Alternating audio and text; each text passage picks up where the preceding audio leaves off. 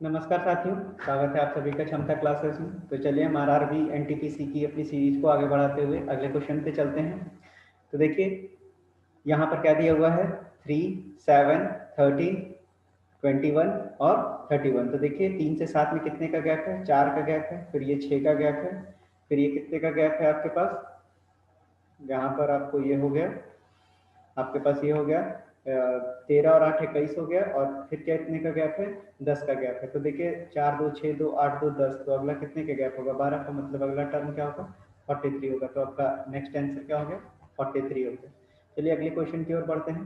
देखिए आपको यहाँ पर सवाल पूछा गया है कि किस स्टेट में सबसे सेकेंड हाईएस्ट पूछा गया है। देखिए ये प्रीवियस ईयर का पेपर है, आपको देखिए फर्स्ट ना पूछ के सेकेंड पूछा गया है। तो जब भी आप एग्जाम दें तो वहां पर जरूर देख लें कि फर्स्ट लिखा है या सेकंड लिखा है। आजकल क्वेश्चन इस तरह से भी बनने लगे हैं। तो देखिए सेकंड पूछा है तो उत्तर प्रदेश तो आपका जाहिर सी बात है अब यहाँ पर नहीं होगा। मैंने आपको बिल्कुल अपडेटेड यहाँ पर मैप लगा रखा है, आप देख सकते हैं। तो यहाँ से आप देखिए कि सबसे ज्यादा कहाँ पर सीट दिया हुआ है आपके पास, उत्तर प्रदेश के पास आपके पास कितना होता है। तो उत्तर प्रदेश में टोटल 80 सीटें हैं। लोग आप देखिए राज्यसभा की टोटल कितनी सीटें हैं, लोकसभा की तो 80 सीटें हैं। उसी तरह से आंध्र प्रदेश में आपके पास कितनी सीटें हैं, तो आंध्र प्रदेश में भी आपके पास 42 सीटें हैं। और वेस्ट बंगाल में भी कितनी सीटें हैं, 42 सीटें हैं। और बिहार में जो है लोकसभा की कितनी सीट है,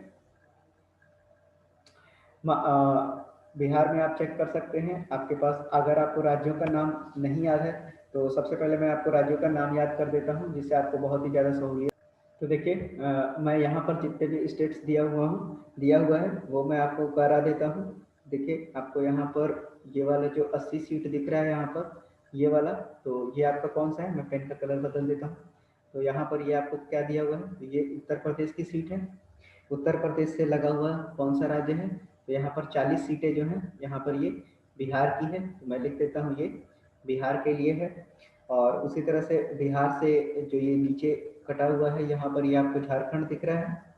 और ये झारखंड के नीचे यहाँ पर ये दिख रहा है आपको उड़ीसा, उड़ीसा भी मैं लिख देता हूँ। और उसके बाद झारखंड से ये सटा हुआ ये जो 42 सीटें आपको दिखाई दे रही है, ये हो गया वेस्ट बंगाल के लिए। तो मैंने आपको बता भी रखा है वेस्ट बंगाल के लिए। उसी तरह से आपका मैं आंध्र प्रदेश आपको बता देता हूँ। तो तेलंगाना में कितनी है, 17 है। और तेलंगाना के नीचे ये जो आपको दिख रहा होगा तेलंगाना के नीचे यहाँ पर, तो ये वाला जो आपका मैप होगा ये किसके लिए हो जाएगा, आंध्रा के लिए हो जाएगा। तो ये आपका हो गया आंध्र प्रदेश। तो अब आप देख लीजिए, आप इस सवाल का आंसर आप बिल्कुल निकाल सकते हैं, और आप चाहें तो इस मैप से प्रैक्टिस भी कर सकते हैं अपने लिए। यहाँ पर मैंने नाम नहीं लिखा है। तो अब आप बताइए कि सबसे ज़्यादा कितने हो गए हमारे पास, कहाँ पर मिले, उत्तर प्रदेश में कितने सीटें मिली, 80 मिली। उसी तरह से अगर आप आंध्र प्रदेश में देख पा रहे हैं तो आंध्र प्रदेश में टोटल लोकसभा की कितनी सीटें हैं, तो 25 सीटें हैं। आंध्र प्रदेश में 25 सीटें हैं। उसी तरह से वेस्ट बंगाल में आप देख सकते हैं 42 सीटें हैं। और बिहार में आपके पास कितनी है, तो बिहार में भी आपके पास टोटल 40 सीटें हैं।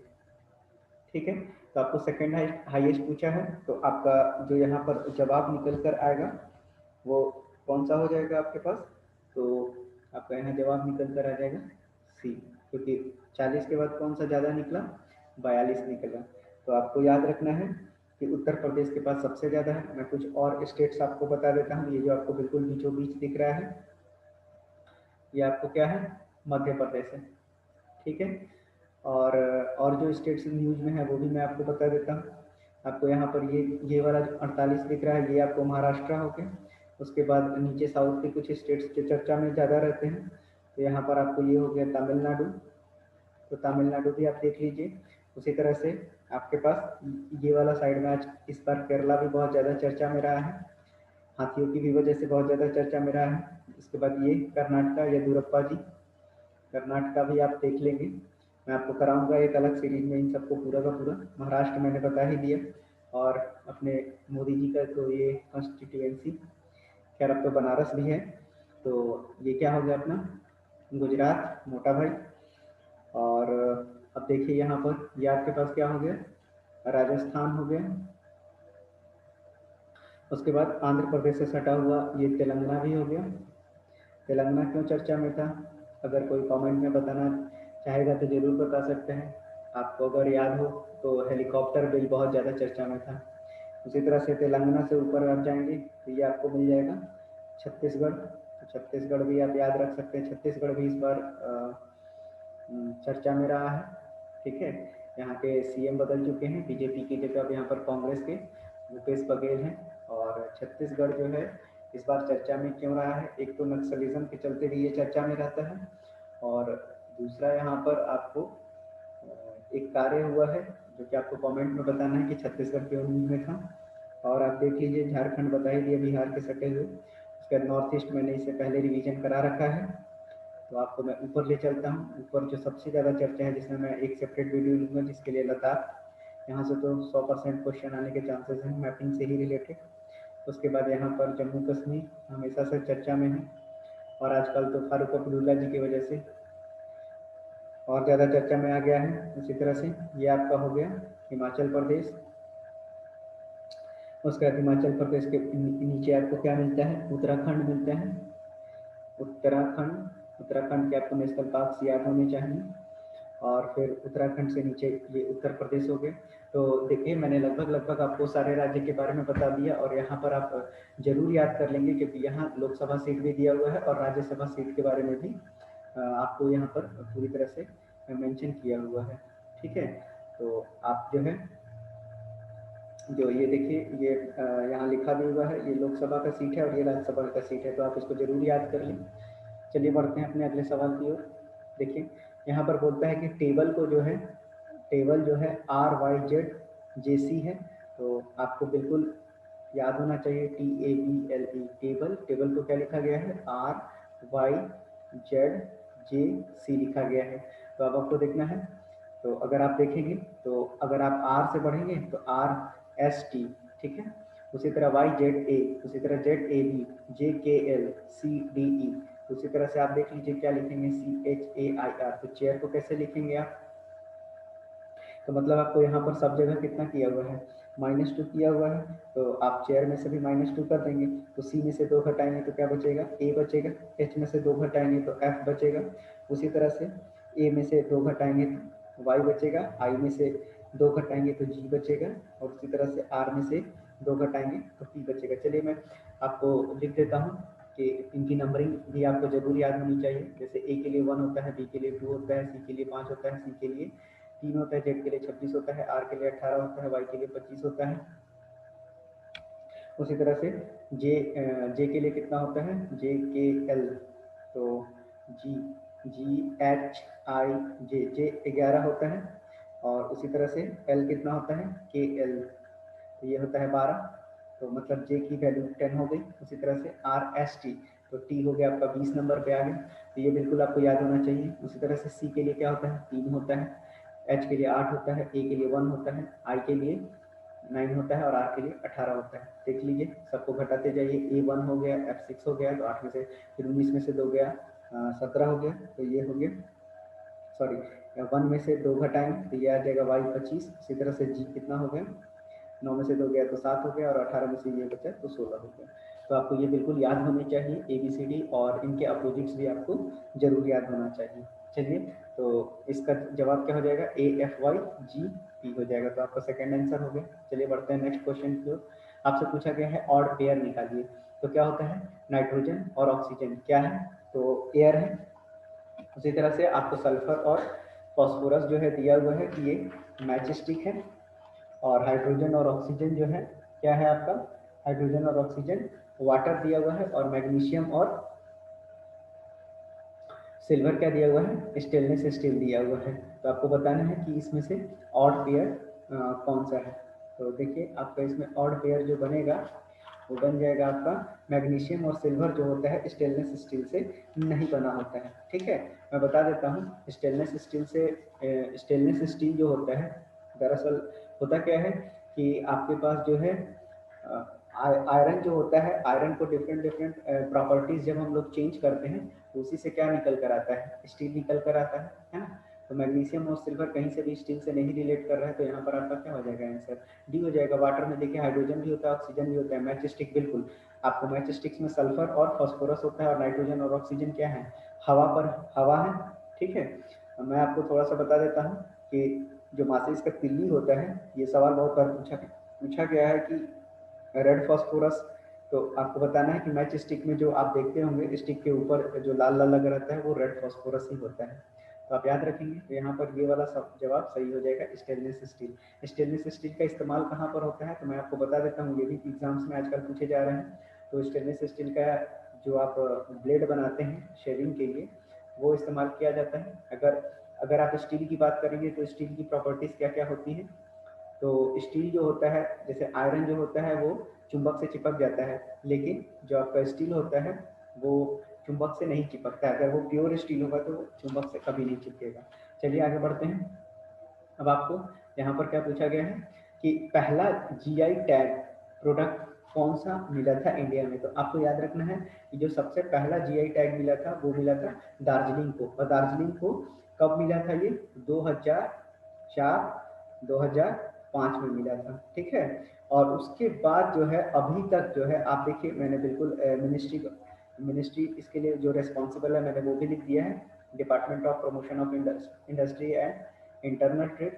और मैंने आपको बिल्कुल ये पूरा का पूरा अप्रैल 2019 से मार्च 2020 तक और अब तक, ठीक है, अप्रैल से लेके अब तक किस किस चीज़ों को जो है जीआई टैग मिला है वो मैंने सारा का सारा मिनिस्ट्री के वेबसाइट से आपको लगा दिया है। आपको पढ़ने में बहुत आसानी होगा। तो देखिए आपको याद रखना है ये वाला, मैं आपको इम्पोर्टेंट बता देता हूँ इसमें से क्या क्या पूछा जा सकता है। आपको सब नहीं पढ़ना है ये सब। तो कंधामल हल्दी, जी बिल्कुल। उड़ीसा रसगुल्ला, बिल्कुल।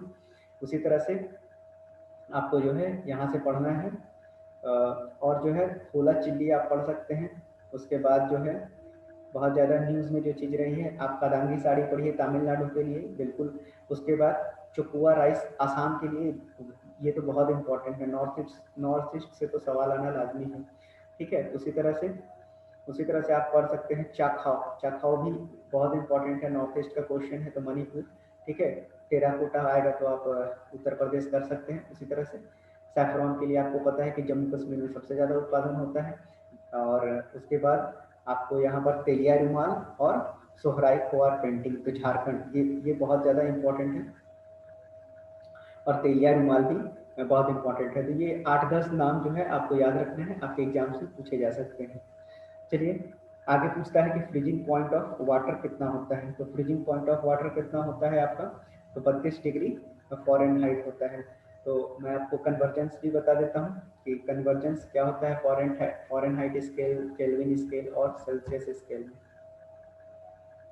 तो C/5 बराबर F-32/9 होता है। ये आपको याद रखना है, ये बहुत ही इंपॉर्टेंट है। आपको सेल्सियस और फ़ारेनहाइट में, और 0 डिग्री सेल्सियस में आपको याद रखना है कि 273 डिग्री केल्विन होता है, ठीक है। तो ये कुछ इंपॉर्टेंट फैक्ट्स है जो आपको याद रखना है। अब आप फ्रीजिंग पॉइंट आप 0 डिग्री सेल्सियस रख दीजिए तो आपको बिल्कुल आंसर आपको पता चल जाएगा कि जैसे आप देखिए, मैं C की जगह 0/5 रख देता हूँ, F-32/9 रख देता हूँ, तो ये टर्म पूरा 0 हो जाएगा। तो F-32 भी 0 हो गया, तो F की वैल्यू कितनी आ गई, 32 आ गई। तो ये आपको याद रखना है। चलिए बढ़ते हैं अपने अगले सवाल की ओर। अब आपसे पूछा क्या है कि AUGJ, उसके बाद CFIL, फिर EHKN आपसे पूछा गया है। तो मैं लिख लेता हूँ आपके लिए AUGJ, उसके बाद क्या पूछा गया है CFIL, उसके बाद EHKN। तो अगला में क्या आएगा, तो आपको याद रखना है कि A1 हो गया, उसके बाद आपको U क्या हो गया, U21 हो गया, G आपके पास 7 हो गया, और J आपके पास कितना हो गया, 10 हो गया, ये 3 हो गया, ये 6 हो गया, ये 9 हो गया, और आपके पास L क्या हो गया, तो L 12 हो गया। इसी तरह से ये 5 हो गया, 8 हो गया, उसके बाद K 11 हो गया, और N कितना हो गया, 14 हो गया।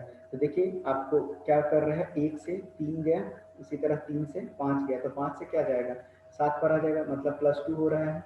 तो +2 आप कर दीजिए, तो 5 और 2 7, तो 7 पर आपको कौन सा आ जाता है, तो 7 पर G आ जाता है। उसी तरह 21, उसके बाद आपके पास यहाँ पर क्या हुआ है 21, और उसके बाद क्या आ गया है, तो F आ गया है। आप यहाँ पर क्वेश्चंस को थोड़ा सा करेक्शन कर लेंगे, यहाँ पर आप क्वेश्चन को थोड़ा सा करेक्शन कर लेंगे, आई होप टाइपिंग में मिस्टेक है। यहाँ पर ये CFIL ना हो के CFIL ACEG, जी हाँ बिल्कुल। और अगला जो है आपका U F और H, तो FGH नहीं बिल्कुल। तो आप इस U को सुधार कर आप, आई एम एक्सट्रीमली सॉरी, ये टाइपिंग में मिस्टेक है, यहाँ पर आप D कर लेंगे।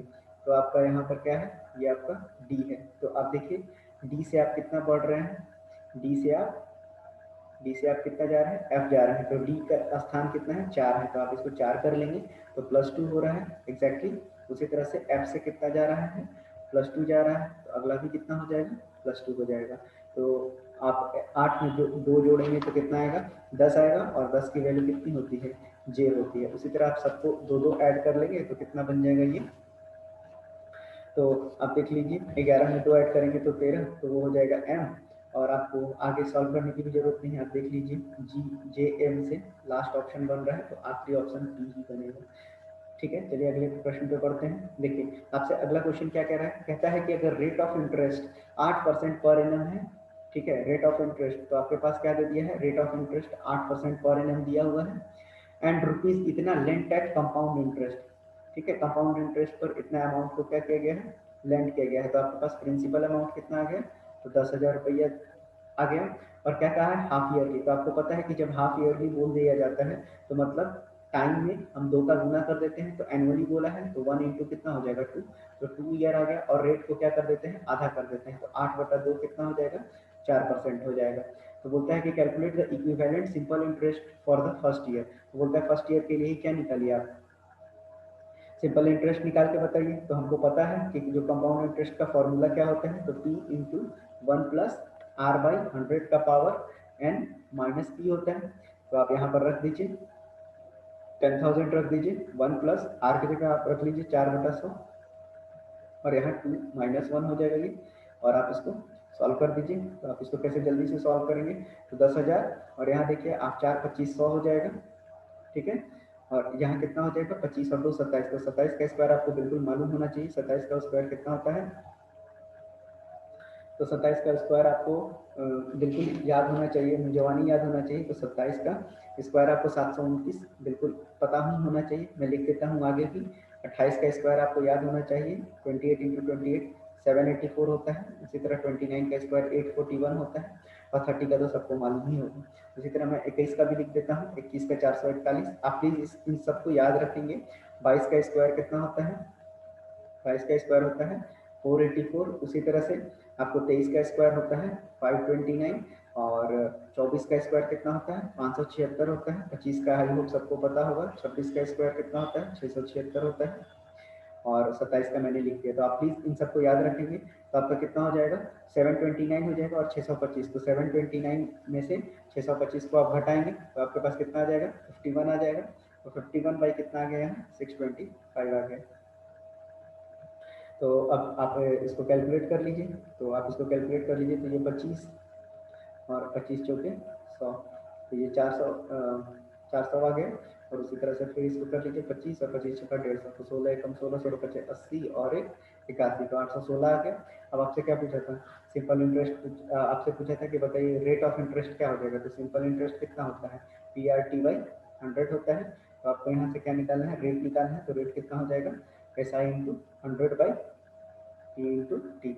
तो आर की वैल्यू कितनी आ जाएगी, सिंपल इंटरेस्ट आपको कितना आ गया, आपको सेम इंटरेस्ट बोला है लेने के लिए, तो 816 ले लेंगे, 816 गुना 100, और पी कितना था, तो 10,000 रुपया था, और इंटू 1 कर दीजिए। तो यहाँ से 200 हटा दीजिए, तो जो आपके पास रेट आएगा 8.16% आ जाएगा। तो बिल्कुल ये आपका सही आंसर हो जाएगा। और देखिए इस वीडियो को आप ज़्यादा से ज़्यादा शेयर करें, लाइक करें अगर आपको पसंद आ रहा है तो, और मेरे चैनल को भी सब्सक्राइब कीजिए।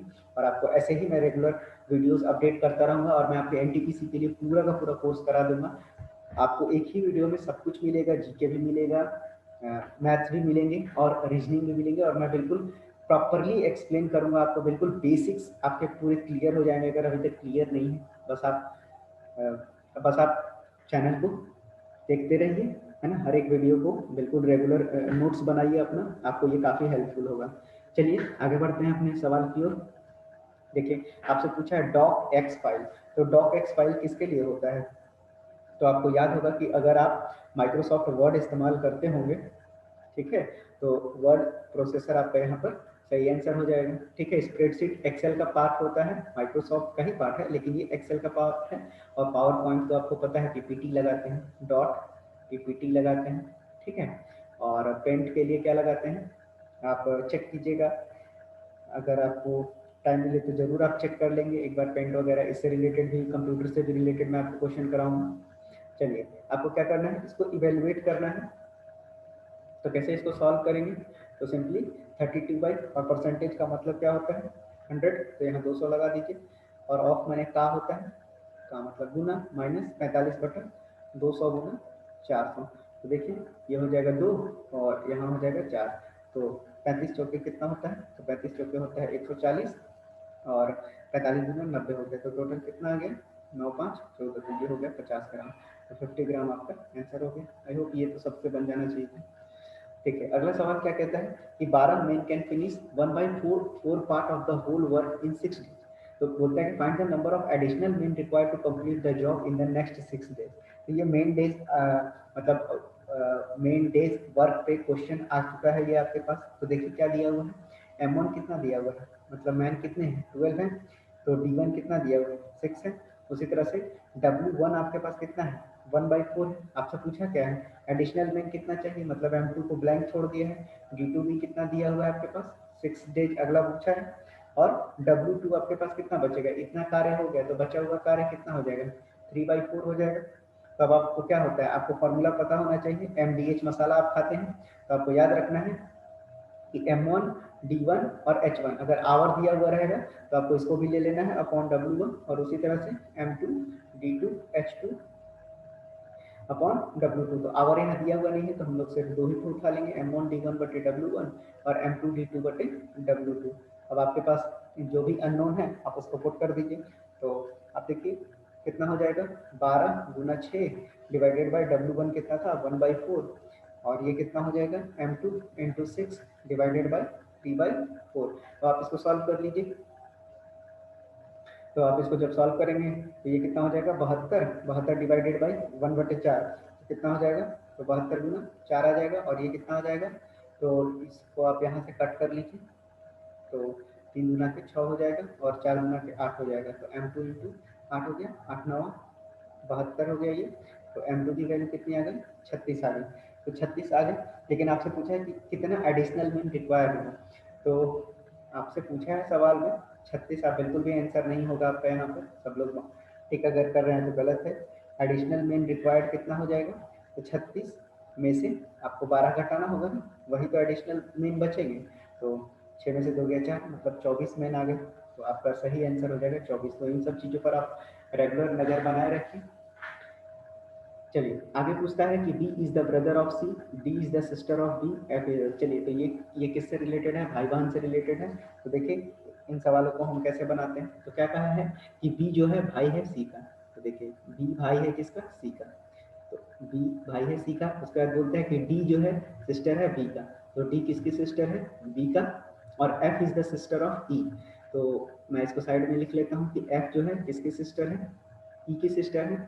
और E, जैसे ये हु लिखा हुआ है ना, तो ये ई के लिए लिखा हुआ है। तो ई क्या है, ई जो कि सन है किसका, सी का। तो सी का सन यहाँ पर अब हम लगा देते हैं, कौन है, ई है। और ई की बहन कौन है, एफ है। तो अब हम इसको यहाँ पर पुट कर सकते हैं ये एफ माइनस है। और उसके बाद के इज द हस्बैंड ऑफ सी। तो के का हस्बैंड कौन है, सी है। तो के का हस्बैंड है तो मतलब ये इनकी पत्नी हो गई। और तो अब पूछता है कि आप बताइए कि how is D related to F. तो डी का रिलेशन पूछा है एफ से। तो आप देख लीजिए यहाँ पर ये तीनों के तीनों क्या है, भाई बहन है। तो ये हो गई बहन, तो बहन का आपसे इनका रिश्ता नाता क्या हो जाएगा, तो आपको पता होना चाहिए कि इनका आंसर क्या हो जाएगा, मैटरनल आंट हो जाएंगी। क्योंकि ये देखिए ये माँ की तरफ से रिश्ता जा रहा है, ये माइनस है एफ माइनस है। देखिए ई जो है इस तरफ का रिश्ता जा रहा है, प्लस प्लस की तरफ ये जा रहा है ना। तो आप यहाँ पर क्या लिखेंगे, मैटरनल आंट हो जाएंगे। यहाँ पर मदर तो हो नहीं सकती है, सिस्टर हो नहीं सकती है, नीस हो नहीं सकती है। तो क्या हो जाएंगी, मैटरनल आंट आपका यहाँ पर बिल्कुल सही आंसर हो जाएगा। चलिए आगे बढ़ते हैं। आपसे पूछा गया है कि dash does not belong to the 12 zodiac sign. तो देखिए आपके सामने मैंने ये आजकल इस पर भी प्रश्न आने लगे हैं, बहुत ताजुब की बात है। देखिए इधर जोडिएक साइन क्या होते हैं? तो वही जो आपके राशि काल होते हैं उन्हीं को बोलते हैं जोडिएक साइन। यहाँ पर ये आपके सामने इमेज लगा हुआ है, आप इसको याद कर लें। तो देखिए 12 में से जो है यहाँ पर देखिए क्या क्या आपका नहीं है, तो ओपिक्यूअस नहीं है, ठीक है। बाकी सब होता है, लिब्रा होता है, तुला राशि, एक्वेरियस होता है, पिसेस होता है, आप देखिए सब आपको मिल जाएगा, लेकिन ओपीएस कस कुछ भी नहीं होता है। तो ये आपका आंसर हो जाएगा। चलिए अपने अगले प्रश्न की ओर बढ़ते हैं। बोलता है कि आपको अरेंज करना है और अरेंज करने के बाद जो है बताना है कि कौन सा डिफरेंट है। तो देखिए आप इन क्वेश्चंस को, मैं आपको हमेशा बताऊंगा कि आप इन क्वेश्चंस को हमेशा लास्ट में अटेम्प्ट करें। इससे क्या होगा कि आपका जो है समय खराब नहीं होगा, है ना। ये सब क्वेश्चन काफ़ी टाइम टेकिंग होता है। तो देखिए आपके पास यहाँ पर क्या हो जाएगा, ये देखिए इसको अगर आप सॉल्व करेंगे तो क्या बन जाएगा, ENIMSAJ। तो देखिए आपको, आप उल्टा कर दीजिए इसको, तो ये क्या दिख रहा है आपको, जासमीन बन जाएगा, फ्लावर का नाम है। उसी तरह से आप देखिए सबको उल्टा कर लीजिए, देखिए मिल गया फटाफट। ये क्या हो गया, मैरीगोल्ड हो गया, ठीक है। उसी तरह से ये क्या हो गया, सनफ्लावर हो गया। अब तो आपको देखते याद होना चाहिए। और ये क्या हो गया, कैरेट हो गया। तो आपको पता चल गया कि कैरेट सब्जी होता है, बाकी सबके सब फूल हैं। आगे बढ़ते हैं। देखिए आपके पास आपसे पूछ रहा है कि टैक्सोनॉमी बेसिकली किससे रिलेटेड होता है। तो टैक्सोनॉमी जो होता है आपको बायोडाइवर्सिटी से रिलेटेड होता है। मैं आपको बता देता हूँ टैक्सोनॉमी क्या होता है। तो टैक्सोनॉमी जो होता है एक तरह का मतलब इस ये जो है साइंस का सॉरी, साइंस का ही पार्ट है, जिसमें कि हम क्या करते हैं, बायोलॉजिकल ऑर्गेनिज्म को जो है नामकरण करते हैं, ठीक है, उनके स्पीसीज के आधार पे, ठीक है, या कैरेक्टरिस्टिक्स के आधार पे। तो ये मैंने आपके लिए नीचे लिख भी दिया है, आप याद कर लेंगे, आपको बहुत अच्छा रहेगा। चलिए आगे बढ़ते हैं। अब अगला सवाल देखिए, Ramesh purchase a memory card at price इतना, ठीक है।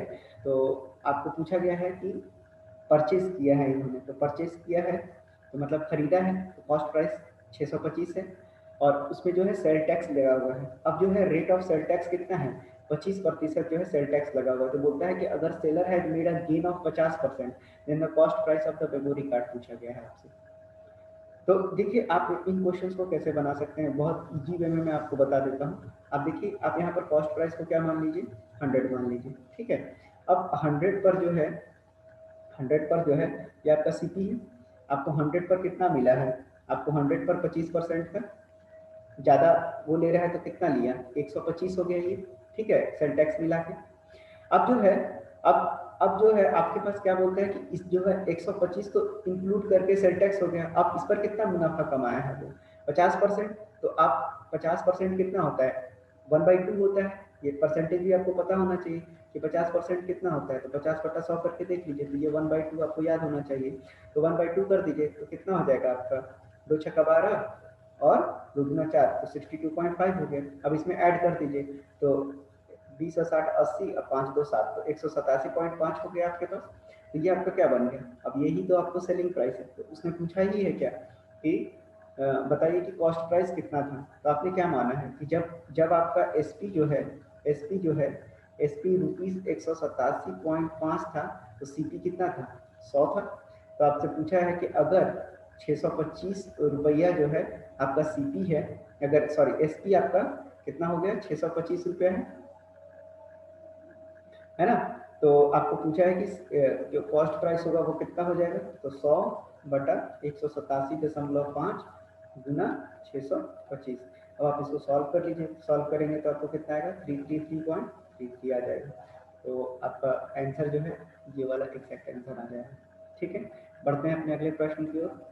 देखिए आपको यहाँ पर हाइट एंड डिस्टेंस का सवाल दिया गया है। तो हाइट एंड डिस्टेंस से रिलेटेड आपको ट्रिग्नोमेट्री के फॉर्मूले मैं कुछ बता देता हूँ आपको। तो देखिए साइन थीटा क्या होता है, मैं एक अलग वीडियो कवर कर दूंगा, जो मतलब जिनकी बैकग्राउंड मैथ नहीं रही है, तो मैं उनके लिए भी पूरा सेशन ले लूँगा, जिसमें कि सारे के सारे फॉर्मूले कवर हो जाएंगे। मैं यहाँ बता देता हूँ, साइन थीटा आपको याद रखना है कि परपेंडिकुलर अपॉन हाइपोटेनस होता है, कॉस थीटा जो होता है बेस अपॉन हाइपोटेनस होता है, और tan थीटा क्या होता है, परपेंडिकुलर अपॉन बेस होता है। उसी तरह साइन का उल्टा क्या होता है, कॉसेक होता है, तो आप बस उल्टा कर देंगे, तो ये हो जाएगा h/p। और उसी तरह से कॉस का उल्टा सेक होता है, तो सेक थीटा हो जाएगा h/b। और उसी तरह tan का उल्टा होता है cot थीटा, तो cot थीटा को आप कर देंगे b/2। ठीक, चलिए इस सवाल को देखते हैं। बोलता है कि the shadow of A standing tower height is इतना। अच्छा, आपको कुछ वैल्यूज भी याद रखनी है, तो वैल्यूज में निकालना बता देता हूँ आपको कैसे निकालते हैं साइन कॉस और टैन को। हालांकि आपको याद होना चाहिए मुँह जवानी, क्योंकि आप एग्जाम में आपके पास इतना टाइम होगा नहीं, तो आप इन वैल्यूज को याद कर लीजिएगा। देखिए 0 1 2 3 4, आप सबको 4 से भाग लगा दीजिए। ठीक है, तो 4 से भाग लगा के और इनको रूट में डाल दीजिए, तो आपके पास जो है यहाँ पर कितना हो जाएगा, और जो कट रहा है उसको काट भी दीजिए। ठीक है, तो यहाँ पर 0 हो गया, उसके बाद 30 हो गया, उसके बाद 45 डिग्री, उसके बाद 60 डिग्री और उसके बाद 90 डिग्री। तो 0 की वैल्यू 0, ये हो गया 1/2, ये हो गया 1/√2। इसी तरह से √3/2 जो सामने दिख रहा है, बस उसी वैल्यू को लिख रहा हूँ मैं, ये 1 हो गया। अब आप इसको पलट के लिख दीजिए, 1 हो गया √3/2, 1/√2, ये हो गया 1/2 और ये हो गया 0। 0/1 0 हो गया, ये हो गया 1/√3, ये हो गया 1, ये हो गया √3 और ये हो गया नॉट डिफाइंड। और बाकी आप बाकी वैल्यूज को भी इनको उल्टा कर देंगे, और जहाँ पर tan थीटा cot थीटा का वैल्यू आएगा, आप सबको उल्टा करते जाएंगे तो आपको बाकी वैल्यूज भी निकल आएंगे। चलिए यहाँ देखते हैं, आपको ज़्यादातर इस्तेमाल जो होगा वो tan थीटा का फॉर्मूला ही इस्तेमाल होता है, जो आपके कॉम्पिटिटिव एग्जाम में आपको पूछा जाता है। तो बोलता है कि एक शैडो है, ठीक है, एक shadow of a standing tower. तो टावर आपको कैसा दिखेगा, तो टावर हमेशा एक सीधा टावर आप ऐसे ड्रॉ कर लीजिए, जिसकी की हाइट कितनी दी हुई है, 25√3 मीटर दिया हुआ है ना। और उसके बाद बोलता है is found to be 50 metre longer when the sun elevation changes from 60 degree to x degree. तो आपसे ये बोल रहा है कि पहले तो जो था, पहले इनका एलिवेशन कितना था, आपको बोल रहा है कि जो पहले एलिवेशन था वो कितना से कितना बदल रहा है। आपको दो एलिवेशन दिया हुआ है, एक दिया हुआ है 60 डिग्री और दूसरा बोलता है x डिग्री। तो 60 से कितना होकर बदल जा रहा है, जब 50 मीटर ये बढ़ रहा है, पहले 60 था, अब 60 से 50 मीटर कहाँ चेंज हो गया, यहाँ से यहाँ पहुँच गया ये। तो यहाँ पर जो इनका एंगल है वो कितना बन गया, x बन गया। तो अब आपसे पूछा गया है, अब आपसे पूछा है find the measurement of x, तो ये x आपको निकालना है कि कितना होगा डिग्री में। चलिए इसको a b c और d मान लेते हैं। तब इसको कैसे बनाएंगे, तो मान लेते हैं कि यहाँ से यहाँ तक का डिस्टेंस क्या है, x मान ली है, तो यहाँ y मान लीजिए। तो देखिए अब अगर आप ट्रायंगल देखेंगे, ट्रायंगल ए बी सी में, तो आप tan 60 लगा दीजिए, तो tan 60 डिग्री कितना हो गया, 25√3 डिवाइडेड बाई वाई हो गया। तो y की वैल्यू यहाँ कितनी हो जाएगी, 25√3 डिवाइडेड बाई tan 60 की वैल्यू होती है √3, तो √3 से √3 कट गया, तो y कितना आ गया, 25 मीटर आ गया। तो अब ये टोटल लेंथ कितना हो गया आपका, यहाँ से लेके यहाँ तक आपका 50 और 25 75 मीटर हो गया। तो अब आपसे पूछा है x, तो आप tan फिर से लगा दीजिए, तो tan x डिग्री कितना हो जाएगा, tan x डिग्री की वैल्यू हो जाएगी 25√3 और नीचे कितना हो जाएगा 75 हो जाएगा। तो 25 दिए 75, अब √3/3 तो आपका tan का कहीं वैल्यू नहीं दिख रहा होगा, तो आप क्या करेंगे, आप इसको रेशनलाइज कर दीजिए। ठीक है, तो √3/√3, तो ये देखिए ये दोनों √3 इससे कट जाएगा, तो ये क्या बचा 1/√3। तो आपको पता चल गया होगा कि tan x की वैल्यू कितनी होती है, tan 30 डिग्री हो गया ये। तो x की वैल्यू कितनी आ गई आपके पास, 30 डिग्री आ गई। आई होप आपको ये अच्छे से समझ में आ गया होगा। तो चलिए बढ़ते हैं अपने नेक्स्ट क्वेश्चन की ओर। तो यहाँ पर आंसर कितना हो जाएगा, 30 डिग्री हो जाएगा। देखिए अगला क्वेश्चन फिर से वही MDH आ गया। अच्छा चलिए ठीक है, वर्क डन पर ही क्वेश्चन है, चलिए इसको देखते हैं। तो आपसे क्या पूछा गया है कि 30% can finish a job in 20 days. तो मेन कितना है, M1 कितना दिया है, 30 दिया हुआ है। उसी तरह से D1 कितना दिया हुआ है, मतलब 30 लोग जो है 20 दिन में काम खत्म कर सकते हैं, है ना। टोटल मतलब 30% दिया हुआ है और 20 दिन में काम खत्म कर सकते हैं। लेकिन 6 दिन के बाद क्या होता है, after 6 days how many person should leave the job so that the work is completed in a total of 26 days. आपसे पूछा क्या गया है सवाल में, सवाल में आपसे पूछा गया है कि आप ये बताइए कि कितने पर्सन 6 दिन के बाद छोड़ देंगे। तो मतलब जो आपका यहाँ पर D1 निकलेगा, D1 निकलेगा, D1 कितना दिन तक काम किया गया है, 20 में से 6 को घटा दीजिए, तो 20 में से आप 6 घटा देंगे तो कितना बचेगा, 14 बचेगा। आपसे पूछा है कि ये M2 कितना दिन काम करेंगे, जबकि D2 कितना हो जाएगा और D2 कितना हो जाएगा, अब D2 कितना हो जाएगा, अब D2 से 26 पूछा है तो 26 में से भी 6 माइनस कर दीजिए, तब ये कितना बचेगा, 20 बचेगा। अब आपको पता है कि M1 D1 बराबर क्या होता है, M2 D2 होता है। तो M1 की वैल्यू कितनी दी हुई है, 30 × 14, और ये किसके बराबर हो जाएगा, M2 × 20 के बराबर। तो यहाँ से इसको काट दीजिए और 2 से 7 मार्क पे काट दीजिए, तो जो आपकी एंट्रोपी वैल्यू हो जाएगी वो कितनी हो जाएगी, 21। ठीक है, तो यहाँ पर आंसर लगता है मैंने कहीं गड़बड़ कर दिया। जी हाँ, बिल्कुल सही किया है। तो आपसे पूछा क्या है, पूछा है कि कितने परसेंट जो है शुड लीव द जॉब। तो टोटल कितने थे आपके पास, टोटल आपके पास 30% थे, तो उसमें से 21 जो है जॉब छोड़ देंगे, तो कितने बचेंगे, 9 बचेंगे। तो आपका आंसर कितना हो जाएगा, 9 हो जाएगा। चलिए अगले प्रश्न की ओर बढ़ते हैं। अगला प्रश्न क्या कहता है कि एक इन्वेस्टर है जो कि इन्वेस्ट करता है अपना हाफ ऑफ इस कैपिटल, मैंने बता दिया है आपको इन्वेस्टमेंट इनटू टाइम क्या होता है, प्रॉफिट होता है, और 5% पर कर रहा है, 1/4 को 10% पे कर रहा है और बाकी को 8% पे कर रहा है।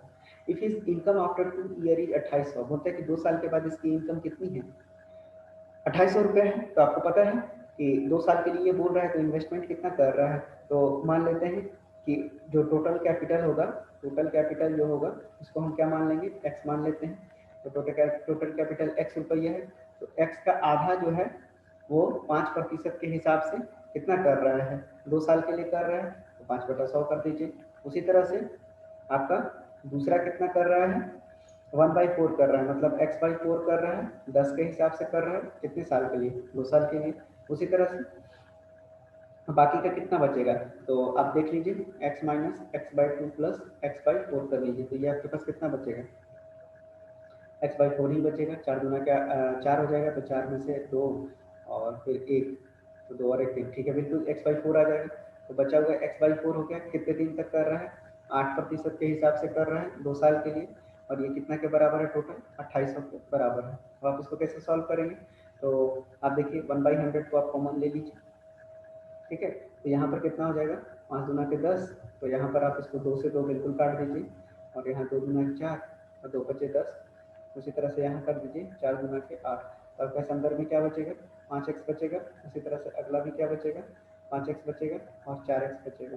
तो ये कितना हो गया, 5 5 10 4 14, तो ये हो गया 2800।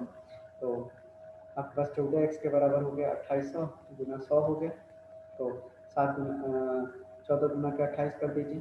तो आपके पास जो x की वैल्यू आ रही है वो कितनी आ रही है, 20 पर 3 शून्य लगा दीजिए, तो आपका हो गया टोटल 20,000 रुपये। तो बिल्कुल ऑप्शन में आप जाइए और सही करके आइए, 20,000 रुपये आपका आंसर हो गया, तो ऑप्शन नंबर सी। चलिए आगे सवाल की ओर बढ़ते हैं। आपसे बोलता है कि distance between the 2 poles of the length 16 metre and, देखिए 2 पोल दिया हुआ है, ठीक है, और दोनों के बीच का जो लेंथ है आपका, एक का लेंथ दिया है 16 मीटर और दूसरे का दिया है 9 मीटर। तो देखिए पोल कैसे खड़ा होगा, मान लीजिए कि ये आपका धरती है, धरती पर एक पोल ऐसे खड़ा है जिसकी हाइट 16 दी हुई है और दूसरे की हाइट कितनी दी हुई है, 9 दी हुई है। तो आप ले लीजिए 16 हो गया, तो ये आपका दिया हुआ है 16 मीटर और ये आपका कितना दिया हुआ है, 9 मीटर दिया हुआ है, और दोनों के बीच की दूरी कितनी दी हुई है, तो बिल्कुल x दी हुई है। तो मतलब यहाँ से यहाँ तक की दूरी कितनी दी हुई है आपके पास, x मीटर दिया हुआ है ना। अब आपको बोलता है कि if the two angle of elevation of their respective top from the bottom of the other are complementary to each other. मैंने बता रखा है कि अगर एक थीटा है तो दूसरा मतलब 90 माइनस थीटा दिया हुआ है, तो आप जिसको जो मानना है मान सकते हैं, थीटा जिसको भी आपको मानना है, कोई गड़बड़ नहीं होगा आपका, है ना। आप जिसको भी थीटा मानना चाहें आप बिल्कुल मान सकते हैं, कोई दिक्कत नहीं है। आप थीटा इसको मान लीजिए, तो ये कितना हो जाएगा, 90 माइनस थीटा हो जाएगा।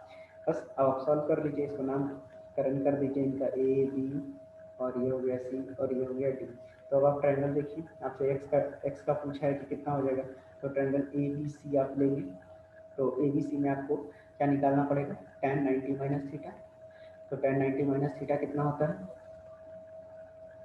तो tan 90 माइनस थीटा हो जाएगा 16/x, और tan 90 माइनस थीटा क्या होता है, cot थीटा होता है, तो cot थीटा हो गया 16/x। आप ऐसे ही छोड़ दीजिए, फिर दूसरी बार ट्रायंगल में देखेंगे तो आप BDC को लीजिए, BDC में tan थीटा कितना ले लेंगे आप, 9/x हो जाएगा।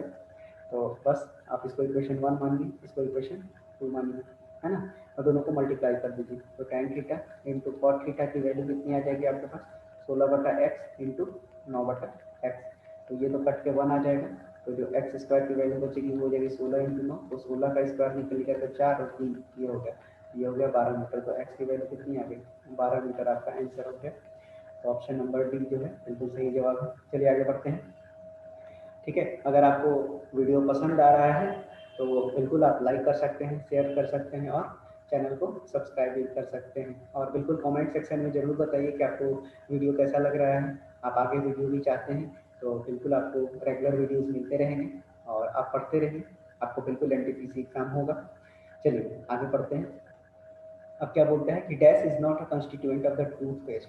तो सबसे पहले तो आपको पता होना चाहिए कि टूथपेस्ट में होता क्या क्या है, तो कौन सी कॉन्स्टिट्यूएंट नहीं है। तो आपको पता है कि लुब्रिकेंट क्या होता है। आप कहीं पर भी देखते हैं कि कहीं घर्षण हो रहा है या फ्रिक्शन हो रहा है तो आप टूथपेस्ट लगा देते हैं, जी नहीं, बिल्कुल नहीं। तो आपका ऐसे ही आपको पता चल गया कि आपका आंसर क्या हो गया।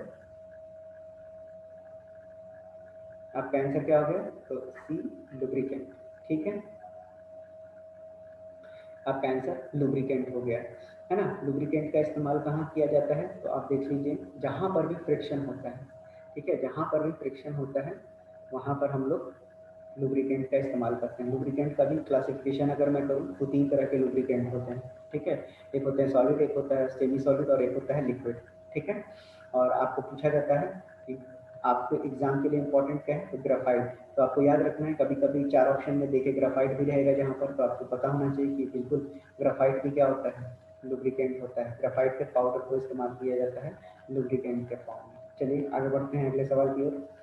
अगला सवाल देखिए आपको क्या पूछ रहा है कि आपको क्वेश्चन दिया हुआ है जिसमें कि आपको बताना है, आपको क्या दिया हुआ है, सुरेश जो है टॉलर है किससे, रमेश से, और रमेश क्या है, छोटे हैं किससे। तो आपको पूरा नाम लिखना पड़ेगा। रमेश जो है आप लिख लीजिए सुरेश, सुरेश, रमेश, और रमेश जो कि छोटा है किससे, रमेश जो कि छोटा है किससे, राकेश से। तो राकेश बड़ा हो गया। उसी तरह से क्या दिया हुआ है, Jinesh, Jinesh is taller than the shortest person but shorter than Rakesh. क्या बोलता है कि जो जिनेश है ना, जिनेश जो है टॉलर है किससे, शॉर्टेस्ट पर्सन से। जाहिर सी बात है, तो आप लिख लीजिए शॉर्टेस्ट पर्सन से तो ये बड़े हैं, लेकिन शॉर्टर है किससे, राकेश से। तो राकेश से ये छोटे हो गए। और क्या दिया हुआ है, प्रीतेश। तो प्रीतेश क्या बोल रहा है कि प्रीतेश जो है टॉलर है किससे, सुरेश से, है ना, लेकिन छोटे हैं किससे, ये छोटे हैं जिनेश से। तो आप देखिए बहुत आसानी से आप इसको बना सकते हैं। तो आपको दिख गया होगा कि सुरेश भी किसी न किसी से छोटे हैं, तो सुरेश के आगे आप क्या लगा देंगे, तो सबसे बड़े आप देख लीजिए, ये इक्वेशन 1 हो गया, इक्वेशन 2 हो गया, इक्वेशन 3 हो गया और इक्वेशन 4 हो गया। तो आप इनसे क्या बना सकते हैं, तो देखिए यहाँ पर सबसे बड़ा कौन हो गया, क्योंकि राकेश जो है, राकेश बड़ा है किससे, रमेश से, है ना। और जिनेश, जिनेश जो है बड़ा है किससे, प्रीतेश से और सुरेश से। तो सुरेश भी, तो सबसे बड़ा यहाँ पर कौन सा हो गया, सबसे बड़ा यहाँ हो गया आपके पास राकेश। राकेश से बड़ा कौन हो जाएगा फिर, जिनेश हो जाएगा। और आप देख लीजिए कि जिनेश के पीछे कौन लगे हुए हैं, तो जिनेश के पीछे प्रीतेश लगे हुए हैं, तो प्रीतेश लगा दीजिए। और प्रीतेश के पीछे कौन है, सुरेश है। तो सबसे छोटे कौन बन गए अपने, सबसे छोटे भाई अपने बन गए रमेश, ठीक है। तो आपका यहाँ पर सवाल क्या पूछा है, अब आप देख लीजिए सबसे छोटा कौन है आपके पास यहाँ, तो सबसे छोटा आपके पास यहाँ पर रमेश है। तो जी हाँ, बिल्कुल रमेश सही जवाब होगा। अब बोलता है कि अगर Jayesh who is taller than Suresh, ठीक है, joins the group who will be fourth if they are arranged in the descending order। तो डिसेंडिंग ऑर्डर का मतलब ही होता है कि जो सबसे बड़ा होता है उसको सबसे पहले लिखना है। तो आपसे जो है, लेकिन यहाँ पर सवाल क्या पूछा है, सवाल पूछा है कि अगर जयेश जो भी टॉलर है किससे, सुरेश से।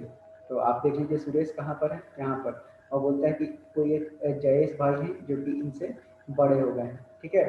और joins the group, तो who will be the fourth if they are arranged in the descending order। तो फोर्थ कौन हो जाएंगे, ये पहला, ये हो जाएगा दूसरा, ये हो जाएगा तीसरा, और ये आपके पास क्या हो जाएगा, चौथा, और ये आपके पास हो जाएगा पांचवा। तो आपसे पूछा ही क्या है, तो आप देख लीजिए कौन चौथे नंबर पे आ रहे हैं, तो जयेश भाई चौथे नंबर पे आ रहे हैं। तो जो आपका ऑप्शन हो जाएगा यहाँ पर, ये जयेश आपका आंसर हो जाएगा। अब बोलता है कि which statement among the following is correct, Suresh is taller than Jinesh, Suresh is taller than Jinesh, गलत हो गया ये। आप फिगर को देखिए, बिल्कुल भी नहीं, जिनेश यहाँ है, सुरेश यहाँ है। Pritesh is shorter than Rakesh, तो Pritesh is shorter than Rakesh, जी हाँ बिल्कुल ये सही हो गया। तो आपको दूसरा ऑप्शन चेक करने की जरूरत नहीं। चलिए आगे बढ़ते हैं। अब आपसे बोलता है कि आपके लिए क्या दिया है यहाँ पर, वोटर का मतलब जो है VOTER, वोटर का मतलब क्या दिया हुआ है 4135 दिया हुआ है। उसी तरह से तो आपसे बोल रहा है कि यहाँ पर अब मैं आगे नहीं लिखूंगा क्योंकि ये क्वेश्चन काफ़ी आसान है। आपको इसमें से पूछा है कि S जो है क्या रिप्रेजेंट कर रहा है, तो आप देखकर भी बता सकते हैं कि S कहाँ पर क्या रिप्रेजेंट कर रहा है। तो S आप खोज लीजिए यहाँ पर, ये तीसरे वाले में आप देखिए S जो है इस नंबर से तीसरे नंबर पे क्या आ रहा है 8 आ रहा है, तो आप सीधा 8 लगाइए और आगे बढ़ जाइए। उसके बाद पूछा गया है pointing towards a man woman said, ठीक है, मैन की तरफ दिखाते हुए एक वोमैन बोल रही है, तो ये निगेटिव हो गया, ये प्लस हो गया, ठीक है। तो बोलता है कि जो ये मैन है, मैन मतलब he is the brother of the daughter of my husband's wife, ये क्या है कि he is the brother of the daughter of my husband wife, मतलब जो इनके हस्बैंड हैं, ठीक है, इनके जो हस्बैंड हैं वो क्या हो जाएंगे प्लस हो जाएंगे। तो ये जो मैन है वो क्या है भाई है of the daughter of my husband wife, तो हस्बैंड के वाइफ कौन हो गई, यही वोमन हो गई, और इनके जो है डॉटर है, तो डॉटर में मान लीजिए इनकी डॉटर क्या हो जाएंगी निगेटिव हो जाएंगी, तो डॉटर निगेटिव हो गई। और क्या बोला गया है कि उनके ये भाई हैं, मतलब मैन जो है यहाँ पर आ गए। तो पूछा है कि what is the women to the man, तो आपको सीधी सी जहाँ पता चल गया कि आपको अमिताभ बच्चन का डायलॉग याद आ गया होगा माँ, ठीक है, तो मदर आपका इसका सही जवाब हो जाएगा। चलिए आगे बढ़ते हैं अगले सवाल की ओर। बोलता है कि ट्रायंगल PQR जो है PQR is such that PR, तो देखिए आपसे यहाँ पर ये सिमिलर ट्रायंगल का क्वेश्चन है ना, तो सिमिलर ट्रायंगल जो है आपको सिमिलरिटी की प्रॉपर्टीज पता होनी चाहिए, है ना। तो सिमिलर ट्रायंगल के बारे में मैं आपको बता दूं कि ट्रायंगल सिमिलर तब होते हैं जब उनके साइड जो है प्रोपोर्शनेट होते हैं, है ना, साइड प्रोपोर्शनेट हो सकते हैं, एंगल भी आ सकता है। तो दो एंगल अगर किसी भी दो ट्रायंगल के अगर बराबर हो जाते हैं तो भी वो क्या होता है सिमिलर हो जाता है। साइड प्रोपोर्शनेट हो जाएंगे तो भी हो जाएगा, दो साइड के बीच में एक एंगल आ जाएगा तो भी वो प्रोपोर्शनेट हो जाएंगे और सिमिलर हो जाएंगे, ठीक है। चलिए तो देखते हैं सवाल को। तो देखिए आपके पास क्या बोला है कि ट्रायंगल PQR, ठीक है, और क्या बोला है एक ट्रायंगल कौन सा बोला है XYZ, दोनों सिमिलर हैं, ठीक है, जिसमें कि PR की वैल्यू कितनी दी हुई है आपके पास, PR दिया हुआ है 7.5 सेंटीमीटर, और XY की वैल्यू कितनी दी हुई है 18 सेंटीमीटर, और YZ की वैल्यू कितनी दी हुई है 12 सेंटीमीटर। और पूछा है आपसे PQ/QR क्या होगा, तो मैंने बताया कि अगर दो ट्रायंगल आपस में सिमिलर होते हैं तो उनके साइड प्रोपोर्शनेट हो जाते हैं। तो प्रोपोर्शनेट का मतलब आप देख लीजिए, आपको मैं बार बार बता देता हूँ उसको बिल्कुल। तो ट्रायंगल PQR जैसे लिखा हुआ है तो P के सामने X ही होना चाहिए, Q के सामने Y ही होना चाहिए। देखिए आप PQ को अगर इस पर रख देंगे तो XY पे चला जाएगा, उसी तरह PR को रख देंगे तो XZ पे चला जाएगा, और QR को रख देंगे तो YZ पे चला जाएगा। समझ में आया, ये प्रोपोर्शनेट होना चाहिए। तो मैं लिख देता हूँ अगर ये सिमिलर है तो PQ का अगर साइड लेते हैं तो इसका XY लेंगे, उसी तरह से अगर मैं इसका PR लेता हूँ तो उसका XZ लूंगा, और इसका QR लेता हूँ तो क्या लूंगा इसका YZ लूंगा। अब आप देख लीजिए आपके पास क्या क्या दिया हुआ है, तो आपके पास PQ नहीं दिया हुआ है XY आपके पास 18 दिया हुआ है, और उसी तरह से PR दिया हुआ है 7.5, और उसके बाद आपको क्या दिया हुआ है XZ, तो XZ की वैल्यू कुछ नहीं दी हुई है, और उसके बाद आपके पास क्या दिया हुआ है QR, तो QR की भी कोई वैल्यू नहीं आपको पता है, और YZ की वैल्यू कितनी दी हुई है 12 सेंटीमीटर। तो आपसे पूछा क्या है PQ और QR का रेशियो, तो आप देखिए यहाँ पर PQ दिख रहा है और यहाँ पर QR दिख रहा है, तो दोनों को आप इक्वेट कर सकते हैं क्योंकि दोनों बराबर है। तो आप लिख दीजिए QR/12, 6×12 6×3 18, तो जो PQ/QR की वैल्यू होगी वो कितनी हो जाएगी 3/2 हो जाएगी। तो आपका आंसर भी कितना हो जाएगा बिल्कुल 3:2 आपका आंसर होगा। चलिए बढ़ते हैं अपने अगले प्रश्न की ओर। तो आपका आगे का प्रश्न क्या बोल रहा है, आपका आगे का प्रश्न बोल रहा है कि बोलता है कि जो प्लैनेट प्लूटो है उसको कब डिस्कवर किया गया था। तो आई होप इसमें से काफी लोगों को इसका आंसर पता होगा।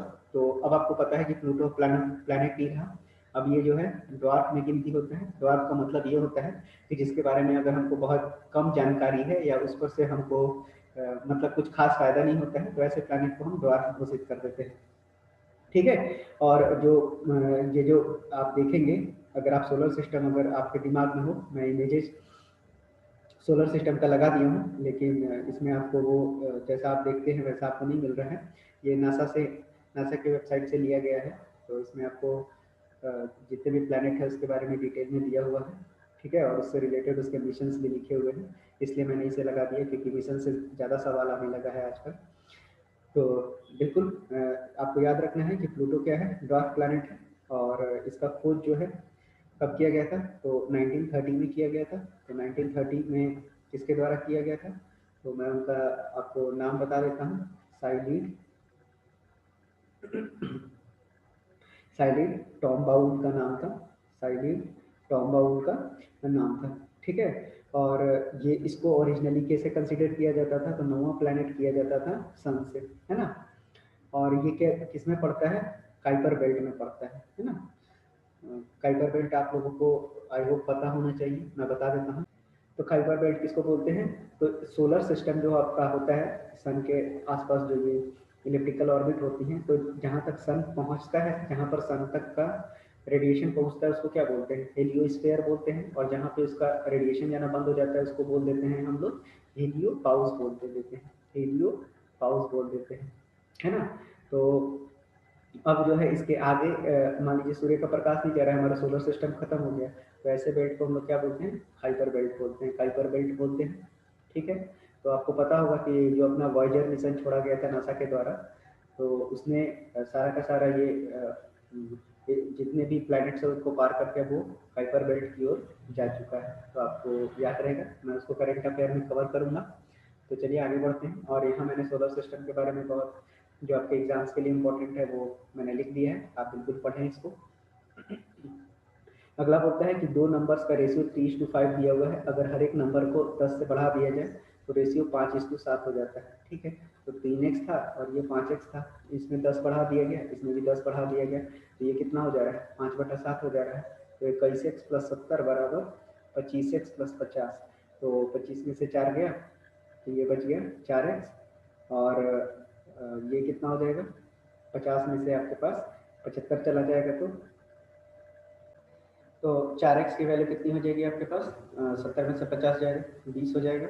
तो 4 पीछे 20 हो गया, तो x आ गया 5, तो 3x कितना हो जाएगा 15, और 5x कितना हो जाएगा 25 हो जाएगा। तो आपसे पूछा है स्मॉलर नंबर, तो आपके बिल्कुल जवाब सही है 15।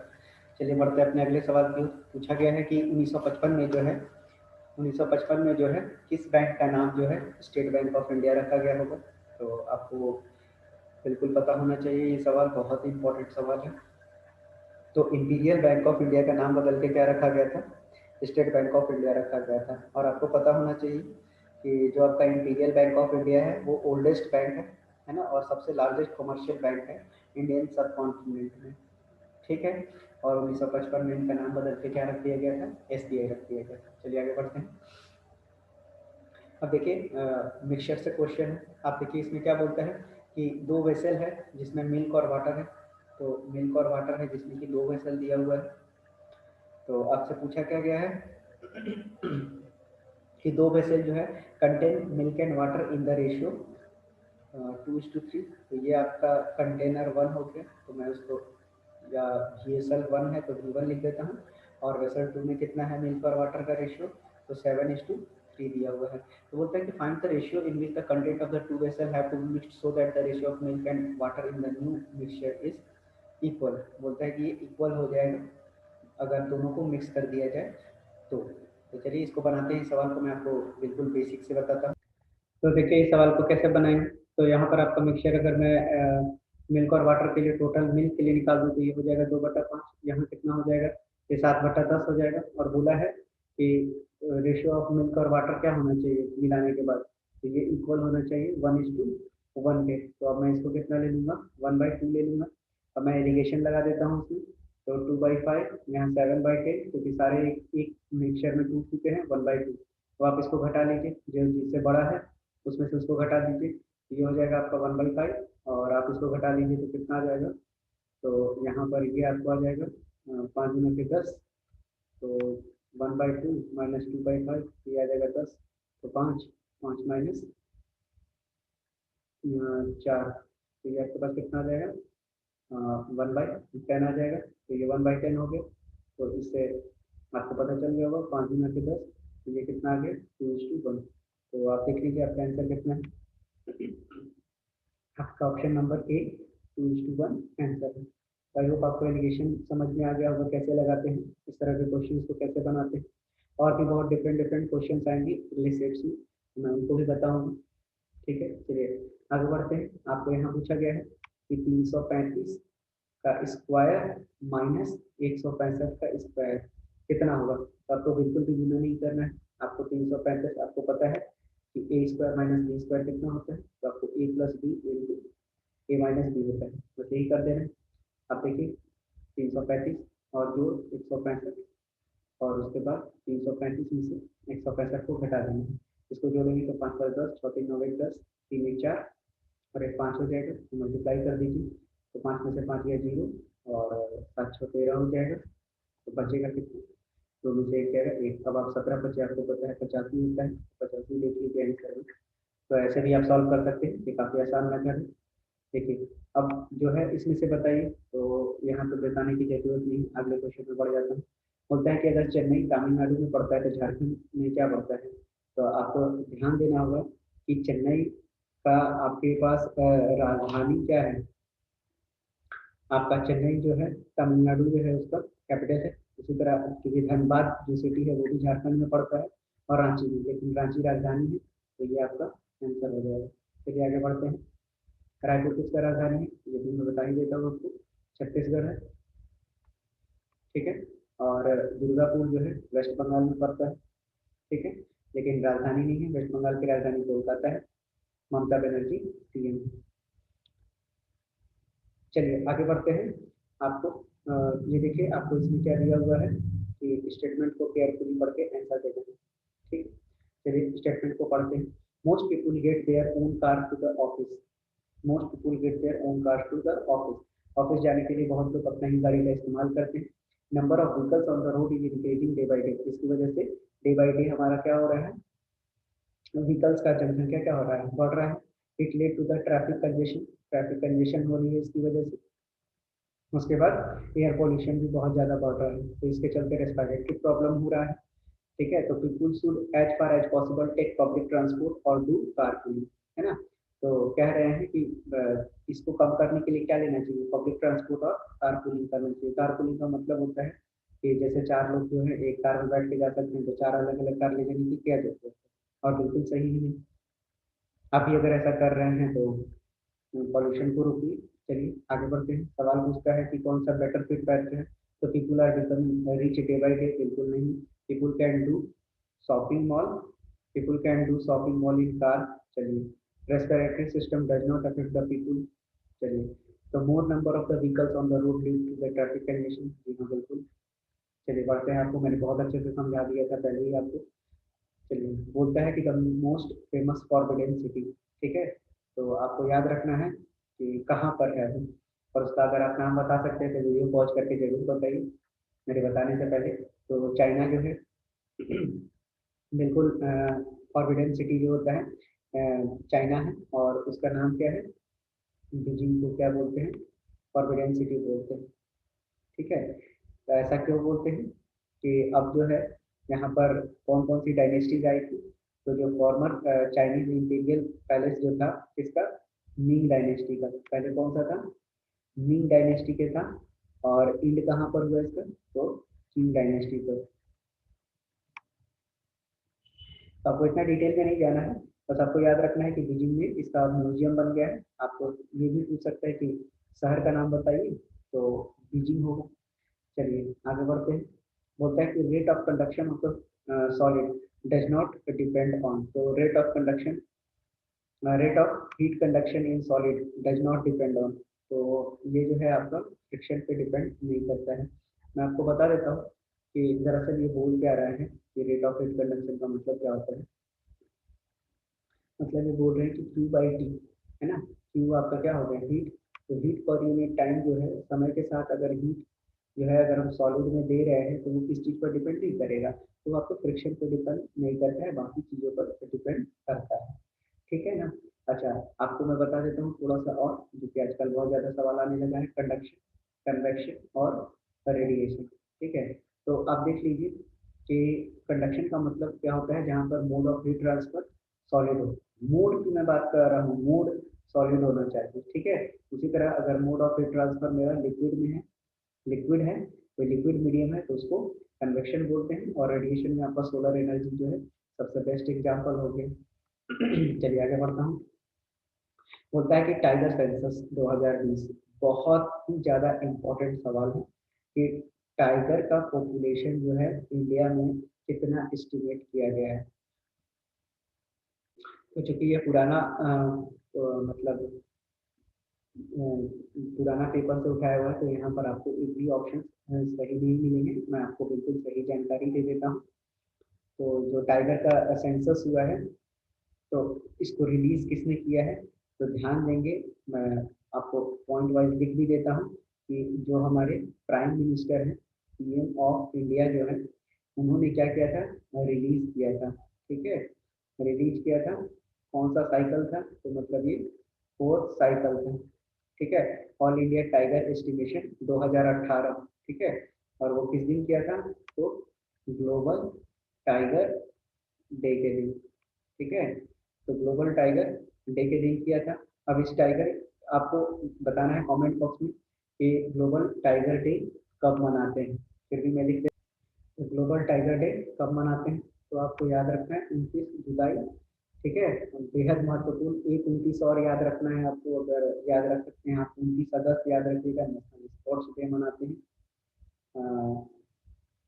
ठीक है, चलिए और एक बार वेरीफाई भी कर लीजिएगा, हो सकता है मैं गलत हो सकता हूँ। 29 अगस्त को ध्यानचंद साहब का बर्थडे होता है। नहीं नहीं, मैं बिल्कुल सही हूँ, 29 अगस्त को ध्यानचंद साहब का बर्थडे होता है, ठीक है।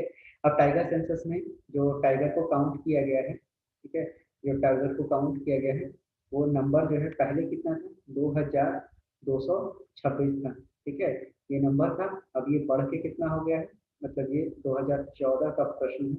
2014 में इतना था, तो 2020 में कितना बढ़ के हो गया है, तो ये बढ़ के हो गया है 2967। आपको याद रखना है, जो इस बार का सेंसस किया गया है वो बिल्कुल कैमरे के नज़र में किया गया है, और ये पहली बार हुआ है पूरे विश्व में, इसलिए ये इतना ज़्यादा इंपॉर्टेंट हो जा रहा है। तो आप देखिए, आपको यहाँ पर इंक्रीज कितने का दिख रहा है, तो आपको यहाँ पर इंक्रीज दिख रहा होगा लगभग 741 का इंक्रीज हुआ है। ये कितने के बराबर है, 33% के बराबर है इन 4 साल में, ठीक है। और इंडिया ने बोला था कि 2022 तक डबल कर देंगे, लेकिन हम लोग काफ़ी आगे निकल गए, 2022 से पहले ही कर दिए, ठीक है। अब टाइगर कंजर्वेशन की जो है हमको ज़रूरत क्यों है, तो आप देखिए, अगर मैं फूड चेन की बात करता हूँ, फूड चेन की बात करता हूँ, तो जो टाइगर है हमारा वो कहाँ पर है, टाइगर मेरा टॉप पर है ना।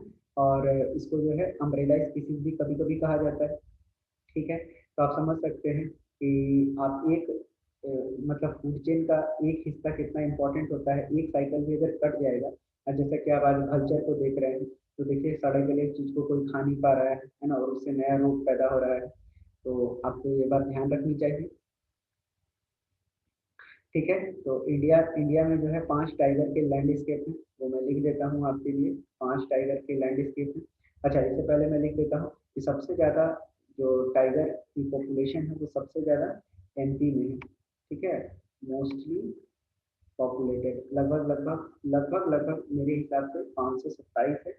और कर्नाटक में जो है सेकंड नंबर पर है, जो कि 526 है। आप इसको एक बार कंफर्मेशन कर लेंगे, क्योंकि नंबर्स तो नहीं आते एग्जाम में, लेकिन आपको याद रखना है कि टॉप पर कौन है, मध्य प्रदेश, और दूसरे में कौन सा है, कर्नाटक है, ठीक है।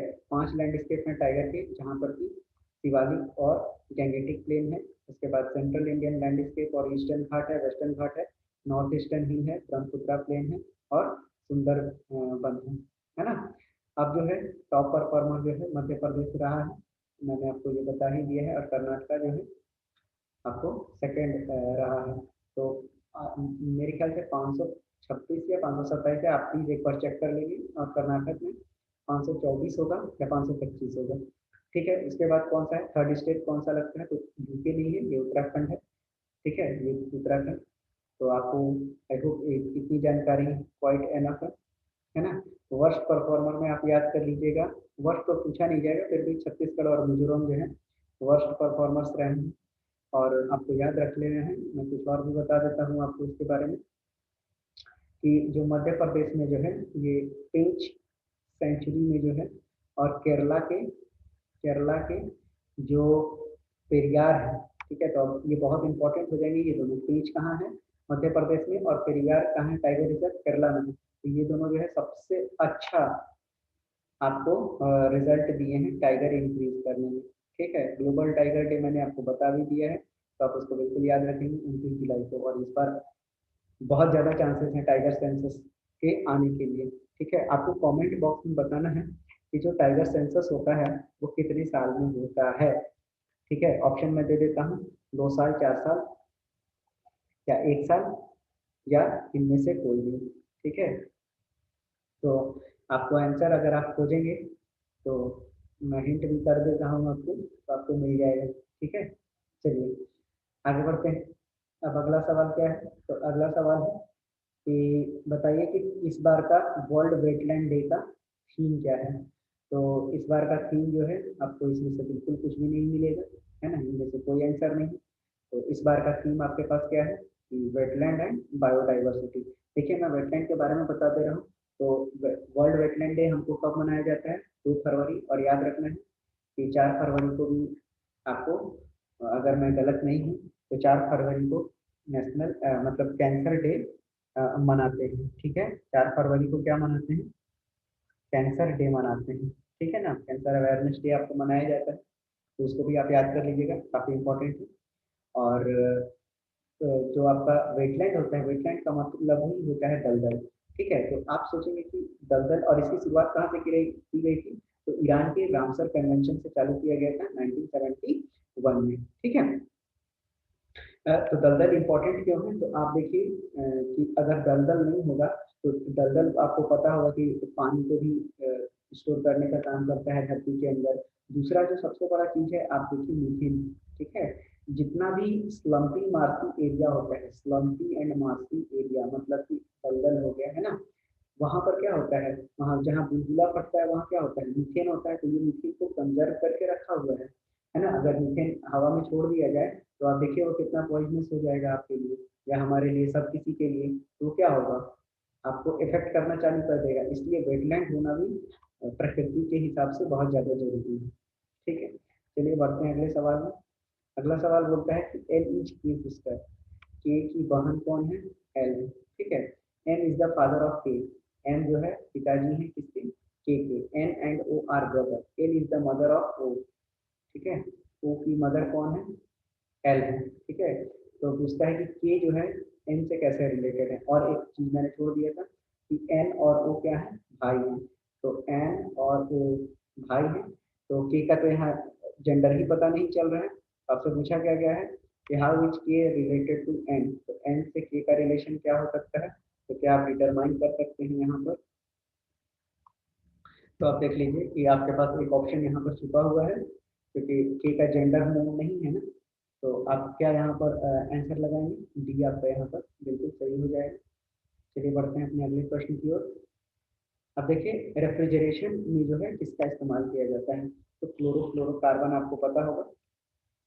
एक बार मैं पिछले क्वेश्चन में फिर से जा रहा हूँ, है ना। एक बार क्वेश्चन को रीड कर लेता हूँ फिर से। देखिए क्या बोलता है कि एल इज के सिस्टर, एल इज के सिस्टर। तो के की बहन कौन है? एल है। एम जो है फादर है किसके? K. M is the father of K. N and O are brother, ठीक है। L is the mother of O, L is the mother of O, ठीक है। तो how is K related to N? तो K का relation पूछा गया है एन के साथ, है ना। तो के जो है आपके चाचा भी हो सकते हैं और चाची भी हो सकते हैं, बिल्कुल कैनॉट बी डिटरमाइंड आपका सही आंसर हो जाएगा। चलिए आपसे पूछा गया है कि रेफ्रिजरेशन, तो रेफ्रिजरेशन का मतलब मैं आपको समझा देता हूँ। रेफ्रिजरेशन का मतलब होता है कि एक ऐसा प्रक्रिया जिसमें जो है किसी अंदर की कोई भी, मान लीजिए कि एक जैसे आपका रेफ्रिजरेटर है, तो रेफ्रिजरेटर का काम क्या होता है? रेफ्रिजरेटर का काम होता है कि जो उसके अंदर चीजों को रखना है तो उसको एक सर्टेन कम टेम्परेचर पे मेंटेन करके रखना है। तो बाहर के इन्वायरमेंट से हम उसको क्या कर सकते हैं?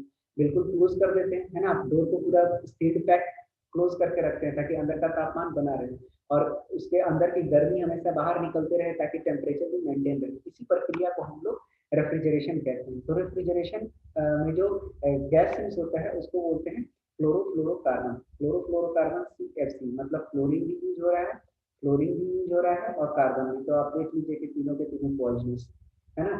तो इससे क्या होता है, ओजोन डिप्लेशन सबसे ज्यादा होता है। सबसे ज्यादा ओजोन डिप्लेशन के लिए ये लोग रिस्पॉन्सिबल है ना। तो ओजोन डिप्लेशन के साथ साथ जो है आपको ये भी याद रखना है कि ओजोन का फॉर्मूला क्या होता है। तो ओजोन का फॉर्मूला होता है O3, ठीक है। और मैं बता दूं आपको कि आजकल जो है एसी इसी से भी यही CFC निकलता है। जहाँ पे भी कूलिंग सिस्टम लगेगा वहाँ पर रेफ्रिजरेंट का इस्तेमाल होता है। और अब जो है, अब फिलहाल के मतलब जो अपडेटेड टेक्नोलॉजी आ रही है उसमें इको फ्रेंडली रेफ्रिजरेंट्स का हम इस्तेमाल कर रहे हैं, जो कि हमारे इन्वायरमेंट के लिए काफ़ी अच्छा है। चलिए आगे बढ़ते हैं। चलिए इस सवाल को देखते हैं क्या दिया हुआ है। आपसे पूछा है कि एक्स स्क्वायर प्लस 1/x² की वैल्यू कितनी दी हुई है। 6 दी हुई है। तो आपसे पूछा गया है कि 10। तो मैं लिख देता हूँ, आपकी वैल्यू पूछी है तो अगर मैं 10 कॉमन ले लेता हूँ तो x माइनस 1/x होगी। कैसे बनाते हैं इस तरह के क्वेश्चन को। तो देखिए आपको यहाँ पर क्या दिया हुआ है, 6 दिया हुआ है। तो आपको x माइनस 1/x चाहिए। तो मतलब इसको आप x माइनस 1/x का होल स्क्वायर एक फॉर्म में चेंज कर दीजिए। तो ये बन गया x माइनस 1/x का होल स्क्वायर और ये हो गया आपके पास 4। तो x माइनस 1/x की वैल्यू आ गई 2। तो अब आप यहाँ रख दीजिए, 10 को 2 से गुना कर दीजिए। तो ये आपके पास कितना आ जाएगा, 20 आ जाएगा। अब देखिए ऑप्शन में कहीं पर भी 20 तो ठीक है, आप यहाँ से आंसर लगा लेंगे, लेकिन प्लस माइनस क्यों दिया है ये मैं बता देता हूँ। तो देखिए जब भी हम लोग ये जब स्क्वायर में था ना तो ये रूट में जाएगा, ठीक है। ये रूट में गया होगा तो जब भी रूट लगाते हैं तो यहाँ पर हम लोग प्लस माइनस ले लेते हैं, इसीलिए यहाँ पर प्लस माइनस 20 लिखा हुआ है। चलिए ऐसे एग्जाम्स में ऐसे क्वेश्चन आने के चांसेस, मतलब वो प्लस माइनस नहीं लिखते हैं अब। तो ये 2014 का क्वेश्चन है, इसीलिए जो है वहां पर इस तरह से लिखा हुआ है। चलिए आगे बढ़ते हैं अपने अगले क्वेश्चन की ओर। पूछा गया है कि हेलिस कॉमेट जो है कब रिटर्न करता है in the vicinity of the earth in the year. तो आपको इसके बारे में एक बहुत ही इंटरेस्टिंग फैक्ट मैं बता देता हूँ कि ये जो कोमेट है, कॉमेट आई होप सबको पता होगा कॉमेट क्या होता है। तो मैं ज्योग्राफी में आपको ये चीज बताऊंगा। तो कोमेट जो है अभी ये कौन से साल में लौटेगा, तो ये 2061 में लौटेगा। और ये हर 75-76 साल में एक बार ये होता है। और पहली बार इसको कब रिकॉर्ड किया गया था, तो फर्स्ट टाइम 1682 में रिकॉर्ड किया गया था। और किसके द्वारा किया गया था, तो उस समय के एस्ट्रोनॉमर थे जिनका नाम था एडमंड हैली, और उन्हीं के नाम पर देखिए इस कोमेट का भी नाम रख दिया गया है। तो कब कब ये देखा जा चुका है, तो ये देखा जा चुका है 1758 में। दूसरी बार कब देखा गया था, 1835 में, मतलब 62 के बाद की बात कर रहा हूँ। उसके बाद 1910, ठीक है, और 1986। तो अगला आप जोड़ लीजिए कब आने वाला है, 2061। चलिए आगे बढ़ते हैं। अब पूछा जाता है कि एसिमेट्रिक डिजिटल सब्सक्राइबर लाइन क्या होता है। ठीक है, तो ये जो है एक वायर्ड डेटा टेक्नो कम्युनिकेशन है, ठीक है। एक तरह का जो है डिजिटल सब्सक्राइबर लाइन टेक्नोलॉजी है, जिसमें कि डेटा को जो है बहुत तेजी से ट्रांसफर किया जाता है कॉपर टेलीफोन लाइन से, ठीक है। जैसे जो कन्वेंशनल आपका जो मोडम वगैरह आप यूज करते हैं तो उसमें थोड़ा इंटरनेट स्लो होता है, लेकिन आप देखते हैं फाइबर ऑप्टिक्स में कितना तेज जाता है नेट, ठीक है। तो इसीलिए ये कैसा है, वायर्ड डेटा कम्युनिकेशन। आगे बढ़ते हैं। देखिए आपको आगे का सवाल क्या पूछा गया है, आपको आगे का सवाल पूछा गया है कि बताइए कि लोकसभा 16वीं लोकसभा में जो आपको डिफेंस मिनिस्टर थे वो कौन थे। तो अब आपको इसको 2016 के जगह 2014 के जगह 2020 कर लेना है। तो आप देख लीजिए अपने राजनाथ सर हैं, और दूसरे जो मतलब रक्षा राज्य मंत्री कौन है, तो श्रीपद यशो नायक, ठीक है। तो आपको यहाँ पर कोई भी ऑप्शंस जो है सही नहीं मिलेगा, है ना, क्योंकि अपने मनोहर पर्रिकर सर जो है डेथ कर गए हैं, बहुत ही महान व्यक्ति। इनकी एक किताब भी छपी है, आप कमेंट सेक्शन में इसके बारे में बताइए मुझे। तो चलिए मैं कुछ और भी बता देता हूँ डिफेंस मिनिस्टर के बारे में। तो डिफेंस मिनिस्टर का जो मतलब सलाहकार होता है वो कौन होता है, DRDO का चीफ होता है, ठीक है। और DRDO के चीफ कौन है, तो अपने जी सतीश रेड्डी साहब, जी सतीश रेड्डी साहब, ठीक है। तो यहाँ से आपको मैं डीआरडीओ के बारे में और भी डिटेल बताऊंगा आपको किसी और वीडियो में। चलिए आगे बढ़ते हैं। अब देखिए स्मार्ट का मतलब क्या दिया हुआ है, मार्बल का मतलब ये दिया हुआ है, ईंट का मतलब ये दिया हुआ है। तो जब भी ऐसे क्वेश्चन आ जाए जिसमें 2 से 3 जो है आपको नंबरिंग हो, तो आप समझ लीजिए कि जिसके सामने जो नंबर है आपको उसी को लिख देना है। तो एस के सामने क्या है, तो एस के सामने 3 दिख रहा है आपको, उसके बाद टी के सामने क्या दिख रहा है, 4 दिख रहा है, ए के सामने क्या दिख रहा है, 5 दिख रहा है। लेकिन यहाँ पर कुछ भी इस तरह के ऑप्शंस दिए हुए नहीं है, मतलब निश्चित रूप से जो है यहाँ पर जो है कुछ और लग रहा हो। चलिए देखता हूँ, इसको अच्छे से बनाते हैं हम लोग ताकि गलती होने के चांसेस ना हो। तो SMART स्मार्ट में क्या दिया हुआ है, तो 3 1 5 2 4। मैं समझ बैठा कि आसान क्वेश्चन। चलिए MARBLE मार्बल के लिए क्या दिया हुआ है, 4 2 8 3 7 6 दिया है। उसी तरह से EAT ईट के लिए क्या दिया हुआ है, 5 3 और 7 दिया हुआ है। तो ठीक है, देखते हैं हम लोग। तो देखिए ये कैसे बनेगा। देखिए आपको यहाँ पर ए दिख रहा है, यहाँ पर भी ए दिख रहा है, और यहाँ पर भी क्या दिख रहा है, ए दिख रहा है। तो ए के लिए क्या बन जाएगा, टी बन जाएगा। ठीक है, तो इस तरह का ये क्वेश्चन है, काफी बेहतरीन क्वेश्चन है ये। तो देख लीजिए आप उसी तरह से एम के लिए देख लीजिए आप, यहाँ पर एम है, तो दोनों में देख लीजिए आपके पास कॉमन क्या आ रहा है, तो 4 कॉमन आ रहा है, तो एम के लिए 4 हो जाएगा। उसी तरह से आर के लिए देख लीजिए, आर के लिए तो आर से आप पहले टी को निकाल लीजिए। तो टी को देख लीजिए आपके पास टी क्या आ रहा है, आर पर मैं फिर से आ रहा हूँ। तो टी के लिए क्या दिया हुआ है, टी के लिए आपको यहाँ से 5 मिल जाएगा, क्योंकि यहाँ पर भी 5 है, तो मतलब ई का जो वैल्यू आ गया, ई क्या बन गया, ई जो है आपका, ई जो है आपका 7 बन गया है ना। तो यहाँ पर भी 7 है और यहाँ पर भी 7 है। तो और क्या बन जाएगा आपके पास, तो आर के लिए भी आप वेट कर लीजिए। उसके बाद एम तो निकल गया, तो एस और आर बचा है ना। तो आर तो 2 जगह है यहाँ पर, देख लेते हैं। एस का मतलब यहाँ पर क्या हो सकता है, 2 भी हो सकता है और 4 भी हो सकता है। तो ऑप्शन में क्या है, 2 भी है और 4 भी है, लेकिन यहाँ पर एस नहीं है। तो आई होप आर जो है आपको यहाँ से समझ में आ गया होगा कि 2 ऑप्शन कौन कौन सा दिख रहा है। एक 2 जो है आपके पास हर जगह है, तो मतलब यहाँ पर रुकिए, चलिए फिर से देखते हैं सवाल में। तो देखिए यहाँ पर जो है 2 और 4 तो हम ले ही नहीं सकते, क्योंकि 2 और 4 जो है ए भी आ जाएगा, ठीक है, और एम भी आ जाएगा।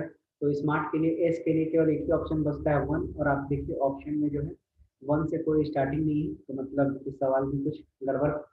चलिए आगे बढ़ते हैं, है ना। आपको बोला जा रहा है कि choose the odd one out. तो ऑड वन आउट बताइए इसमें से क्या हो जाएगा। तो इसमें से आपका ऑप्टिकल डिस्क, मैग्नेटिक स्टोरेज और सॉलिड स्टेट ड्राइव। तो देखिए आप सबके सब क्या है, ये तीनों के तीनों क्या है, स्टोरेज डिवाइस करने के लिए है। लेकिन पेटाबाइट क्या होता है, आप सुने होंगे गीगाबाइट जीगाबाइट, उसी तरह से पेटाबाइट होता है ना। तो पेटाबाइट जो है मेजरमेंट करने का यूनिट हो गया, तो ये आपको बिल्कुल अलग हो गया तीनों से। चलिए आगे क्वेश्चन देखते हैं। बोलता है कि इसमें से बैकअप बैकअप से जो है कौन सा एसोसिएटेड नहीं है, तो exact copy of computer file. जी हाँ, बिल्कुल होता है। It is a part of the business continuity plan, बिल्कुल सही। और PC do not require regular backup, देखिए ये आपका सही जवाब लग रहा है मुझे। फिर भी चौथा पढ़ लेते हैं। Off site and on site backup are more beneficial, ठीक है, तो ये भी सही है। तो आपसे पूछा है कि कौन सा नहीं है, तो तीसरा हो गया। अगला पूछता है कि बताइए कि स्टैंडर्ड डेविएशन ऑफ पॉपुलेशन जो है, स्टैंडर्ड डेविएशन 9.5 दिया हुआ है। तो बोलता है कि वेरिएंस बताना है आपको कितना हो जाएगा। तो मैंने पहले बता चुका है आपको कि वेरिएंस कितना होता है, सिग्मा स्क्वायर, है ना। तो सिग्मा की वैल्यू 9.5 का स्क्वायर कर दीजिए। तो आप कैसे करते हैं, तो आपको याद रखना है इधर 50 25 हो जाएगा, और 9 के आगे एक जोड़ दिए तो 10 9 90 हो जाएगा, तो 90.25 हो गया। तो 90.25 आपका आंसर हो गया। चलिए आगे बढ़ते हैं। बोलता है कि find the largest 6 digit number which is completely divisible by 71। ठीक है, तो आप इसको कैसे करेंगे, तो आप यहाँ पर 71 से जो है, 71 क्या है आपके पास, प्राइम नंबर है आपका 71, क्योंकि ये किसी से डिविजिबल नहीं हो जाएगा। तो आपको ये एक ऐसा क्वेश्चन है जिसमें आपको सबको डिवाइड करके देखना पड़ेगा। मैं आपको सीधा सीधे आंसर बता देता हूँ। यहाँ पर आपका ये जो है आप ऐसे चेक कर लीजिए कि 71 से जो है लार्जेस्ट नंबर डिजिट कौन सा हो सकता है। ये सब 999, तो आप 9 9 2 2 4 और 2 6, सब जगह 6 6 है, 2 2 4 और 2 6, तो आप इस सबको कर लीजिए। 2 2 4 2 6, अब देखिए वन टाइम में कितना जाएगा, 77 जाएगा। तो आपके पास सॉरी 71 है, तो 71 कर लीजिए। तो यहाँ पर आपको क्या बचेगा, 28 बचेगा। फिर 9 ले लीजिए। अब ये कितने टाइम्स में जाएगा आपके पास, 4 टाइम्स में चला जाएगा। तो 4 एकम 4, 28 हो जाएगा। यहाँ कितना बचेगा आपके पास, 5 बचेगा। तो उसके बाद 9 टाइम्स में जो है नहीं जाएगा, 0 उतार लीजिए। फिर 9 टाइम्स में जाएगा, फिर आप 8 टाइम्स में ये चला जाएगा। तो आपके पास ये कितना आ जाएगा, 568 आ जाएगा। अब यहाँ पर कितना बचेगा, अब यहाँ पर आपके पास बचेगा 9 में से 8 गया, 1 बचेगा। 9 में से 6 गया, 3 बचेगा। अब अगला 9 उतार दीजिए। उसके बाद यहाँ कितना बचेगा, 4 4 टाइम्स में चला जाएगा। 4 टाइम्स में जाएगा तो 284 आ गया। यहाँ पर कितना बचेगा, 35 बचेगा। तो कुछ नहीं करना है, 1 2 3 4 5 6, इसमें से 35 को घटा दीजिए। तो 35 को आप घटा दीजिए तो कितना आ जाएगा, 4 6 आ गया। तो 64 देख लीजिए लास्ट में किसका है, ये आपका आंसर हो गया। चलिए आगे बढ़ते हैं। आपसे पूछा है कि first all women two wheeler public transportation service in India was started in. तो जी हाँ, बिल्कुल, आपका सबसे पहले कहाँ चालू हुआ था, तो गुड़गांव में चालू किया गया था। ठीक है, डिक्सी पिंक जो था पहला टू व्हीलर पब्लिक ट्रांसपोर्ट था। मैं नाम लिख देता हूँ आपके लिए, क्या नाम था, DIKXI, डिक्सी पिंक नाम था। ठीक है, और कहाँ से चालू हुआ था, तो गुड़गांव में चालू हुआ था। चलिए अगले प्रश्न की ओर बढ़ते हैं। ऐसे क्वेश्चन हैं जो आप एग्जाम में छोड़ सकते हैं, अगर आपको नहीं आता है निगेटिव करने की बिल्कुल भी जरूरत नहीं है। चलिए अगला सवाल पूछा गया है। तो मैं आपको यहाँ पर सबसे पहले अलजेब्रा के 2 फॉर्मूला लिख देता हूँ कि A cube plus B cube का क्या फॉर्मूला होता है। तो ये होता है A plus B into A square minus A B plus B square. इसी तरह से A cube minus B cube का फॉर्मूला होता है A minus B into A square plus A B plus B square.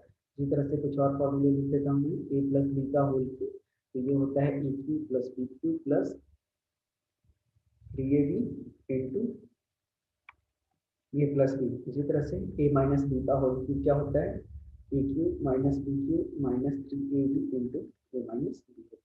तो देखिए यहाँ पर क्या दिया हुआ है, ए माइनस 1/a की वैल्यू दी हुई है 3/4। आपसे पूछा है A cube minus 1/a cube, तो आप क्या ले लेंगे, तो आप इसको कैसे सॉल्व करेंगे। तो देखिए मैंने अभी अभी बताया कि ए माइनस इसका होल क्यूब करेंगे, तो आपके पास कितना आ जाएगा, A cube minus B cube minus 3ab। तो ए इंटू 1/a कट जाएगा, तो बचेगा क्या, ए माइनस 1/a। तो आपको इसका वैल्यू 3/4 दिया हुआ है, तो 3 3 9 27। ठीक है, और ये हो जाएगा 4 4 16 14 64 हो जाएगा। ठीक है, और आपसे पूछा है किसका वैल्यू, ए क्यूब माइनस 1/a क्यूब, तो इसको आप अलग कर लीजिए और यहाँ 3 इंटू 3/4 कर दीजिए। तो ए क्यूब माइनस 1/a क्यूब की वैल्यू कितनी हो जाएगी, 27/64 में से 9/4 को घटा दीजिए। तो 64 एलसीएम हो जाएगा, ये हो जाएगा 27, 16 चौके 64। आई होप मैंने कुछ गड़बड़ नहीं किया है, हाँ ठीक है, तो मिल गया। यहाँ प्लस हो जाएगा, तो 27 में आप जोड़ दीजिए, 16 9 44, तो 144 और 27 4 4 11 4 2 6 7 171/64। क्या आपका ऑप्शन में है, बिल्कुल आपका ऑप्शन नंबर 3 सही जवाब। चलिए आगे बढ़ते हैं। Voted find the greatest number which on dividing 3050 and 52 से लीव्स रिमाइंडर 7 एंड 9 रिस्पेक्टिवली। ठीक है, तो आपको इस तरह के सवाल जो है एचसीएफ और एलसीएम से आते हैं। तो आपको यहाँ पर पूछा है कि ग्रेटेस्ट पूछ दिया है, तो जैसे ही ग्रेटेस्ट पूछा समझ लीजिए कि आपको क्या करना है, एचसीएफ निकालना है। ग्रेटेस्ट मतलब एचसीएफ और लीस्ट का मतलब हो गया, मैं लिख देता हूँ आपके लिए, ये याद करने लायक चीज़। ग्रेटेस्ट के लिए एचसीएफ, और जैसे ही लीस्ट बोलेगा या लोवेस्ट बोलेगा तो आपको समझ जाना है कि एलसीएम से रिलेटेड पूछ रहा है। तो होता है कि 7 और 9 जो है रिस्पेक्टिवली होना चाहिए। तो आपको बोलता है कि रिमाइंडर उतना है, तो मतलब वो नंबर कितना होगा जो पूरी तरह से भाग लग जाएगा, तो इसमें से 7 घटा दीजिए, तो कितना बचेगा, आप 7 घटाएंगे तो 3043 हो जाएगा। और 5200 में से अगर आप 9 घटा देंगे तो ये आपके पास कितना आ जाएगा, 191 हो जाएगा। अब इन दोनों का आपको क्या निकाल देना है, एचसीएफ निकाल देना है। तो आप एचसीएफ कैसे, अगर आपको यूक्लिड मेथड आता है तो अच्छी बात है, नहीं आता है तो मैं आपको बता देता हूँ। इसमें से जो होता है उससे भाग लगा के देख लीजिए। तो 5191 ये कितना हो जाएगा, 1 टाइम्स में जाएगा तो 3043। क्या आप एचसीएफ ही निकाल सकते हैं, आप लोगों को उस मेथड से भी अगर एचसीएफ निकालने आता हूँ तो अच्छी बात है। तो 3 8 3 11, 8 में से 4 गया 4, और यहाँ पर क्या बच जाएगा आपके पास 1, और ये बच गए 5 में से 3 गया 2 बच गए। ठीक है, अब आप इससे जो है डिवाइड कर लीजिए किसको, 3043 को, तो ये 1 टाइम्स में जाएगा तो 2148, तो कितना हो जाएगा 8 5 13 हो गया, 4 में से 9 हो गया, और ये 9 में से 1 गया, 9 में से 1 गया 8 हो गया। अब इसको जो है 2.48 से कर लीजिए।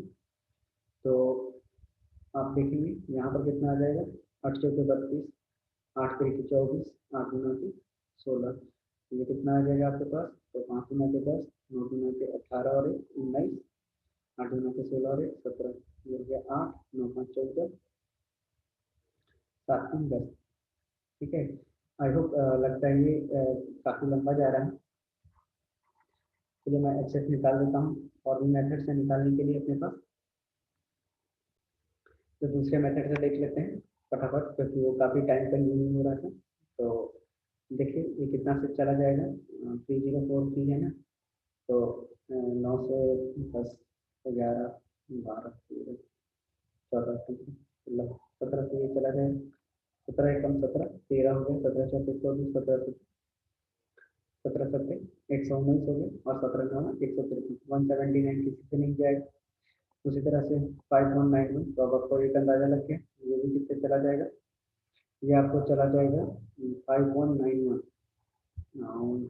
5191 ये काफ़ी टिपिकल क्वेश्चन है, ऐसे क्वेश्चन को आप ध्यान से अटेम्प्ट करें। सबसे आखिर देखिए ये चला जाएगा 5191 आपको 29 से चला जाएगा, तो 29 से जाएगा, तो आप देख लीजिए 29 से करके 5191, तो 29 से कम 29, 9 2 11, और 4 में से 2 गए 9 हो गए। उसके बाद 7 मार्क पे चला जाएगा, 7 9 63, 7 14 और 24, 6 आ गए 2 आ गए, ये 1 हो गए।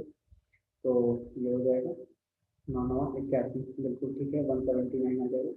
तो आपका जो आंसर भी हो जाएगा 179, बिल्कुल दिया हुआ है यहाँ पर।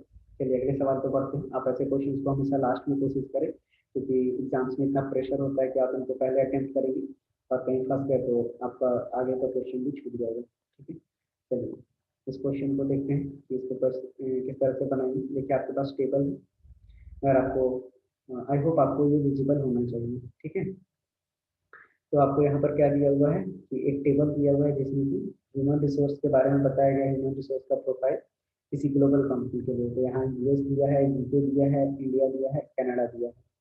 नंबर ऑफ ऑफिसर दिया हुआ है, उसमें मेल और फीमेल को क्लास 1 और क्लास 2 में बांटा गया है, और टोटल दिया हुआ है। तो आपसे क्या पूछा है कि the percentage of the male employee in India to the total number of employee of the company each. आपको बताना है कि वो कितना हो रहा है। तो परसेंटेज पूछा है किसका, मेल एम्प्लॉयज का, है ना, इंडिया में। तो आप देख लीजिए इंडिया वाला कौन सा है, यहाँ पर आ गया India. Number of male employees कितना हो गया, 125 और 25, टोटल कितना हो गया आपके पास, 150 हो गया। 150 के बाद और टोटल आपके पास एम्प्लॉयज कितने हैं, तो आप देख लीजिए कि टोटल एम्प्लॉयज आपके पास कितना दिया हुआ है, to the total number of employees of the company. तो टोटल एम्प्लॉयज कंपनी के लिए ये कितने हैं। तो आई होप आपको पटाखे का भी आवाज आ रहा होगा, आसपास शादी हो रहा है। चलिए कोई बात नहीं, पढ़ाई में डिस्टर्बेंस नहीं होगा आपको। चलिए जोड़ लेते हैं, टोटल नंबर ऑफ एम्प्लॉयज कितना आ रहा है अपने पास, तो 5 5 10, और 8 4 12 7 19, और 1 20, 2 3 5 7 8 8 10। तो टोटल आपके पास कितने एम्प्लॉय हैं, 1000 एम्प्लॉय है। तो आपको जो है परसेंटेज में पूछा है तो सब कितना कर दीजिए, तो इससे ये कट गया और यहाँ से भी कट गया, तो आपके पास कितना बचा 15% बचा, बिल्कुल आपका सी यहाँ पर बिल्कुल आपका सही जवाब हो गया। चलिए आगे बढ़ते हैं। नेक्स्ट सवाल में बोलता है कि total number of employee in the company तो अभी 1000। आगे बढ़ते हैं। उसके बाद बोलता है कि the ratio of the female employees of the US to the Canada. तो चलिए फटाफट यहीं पर कर लेते हैं। तो यूएस में फीमेल एम्प्लॉय कितना है, 70 और 35, 105। और कनाडा में भी देख लेते हैं। तो कनाडा में फीमेल एम्प्लॉय टोटल कितनी है, 60। तो 5 एकम 5 और यहाँ 5 गुना 10 तो 323, 3 चौके 12, तो कितना हो जाएगा 7:4 आपका आंसर हो जाएगा। चलिए आगे क्वेश्चन को देखते हैं। 7:4 आपका बिल्कुल सही जवाब। और आगे बढ़ते हैं। बोलता है कि the period of dominion of India refers to. ठीक है, तो आपको पूछा जा रहा है कि इस सवाल में जो है आपसे पूछा जा रहा है कि डोमिनियन पीरियड ऑफ इंडिया जो है कब रेफर किया जाता है। ठीक है, तो 1947 से लेकर 1950 तक को डोमिनियन पीरियड कहा जाता है। ठीक है, जहाँ पर भी आपका संविधान, कहने का मतलब है कि इंडिपेंडेंस डे से लेके आपका जो रिपब्लिक डे मनाया जाता है, जब तक कि कॉन्स्टिट्यूशन जो आपका इम्प्लीमेंट नहीं होता है, इसी को बोलते हैं पीरियड ऑफ डोमिनियन। याद रखेंगे इसको, बहुत इंपॉर्टेंट क्वेश्चन है।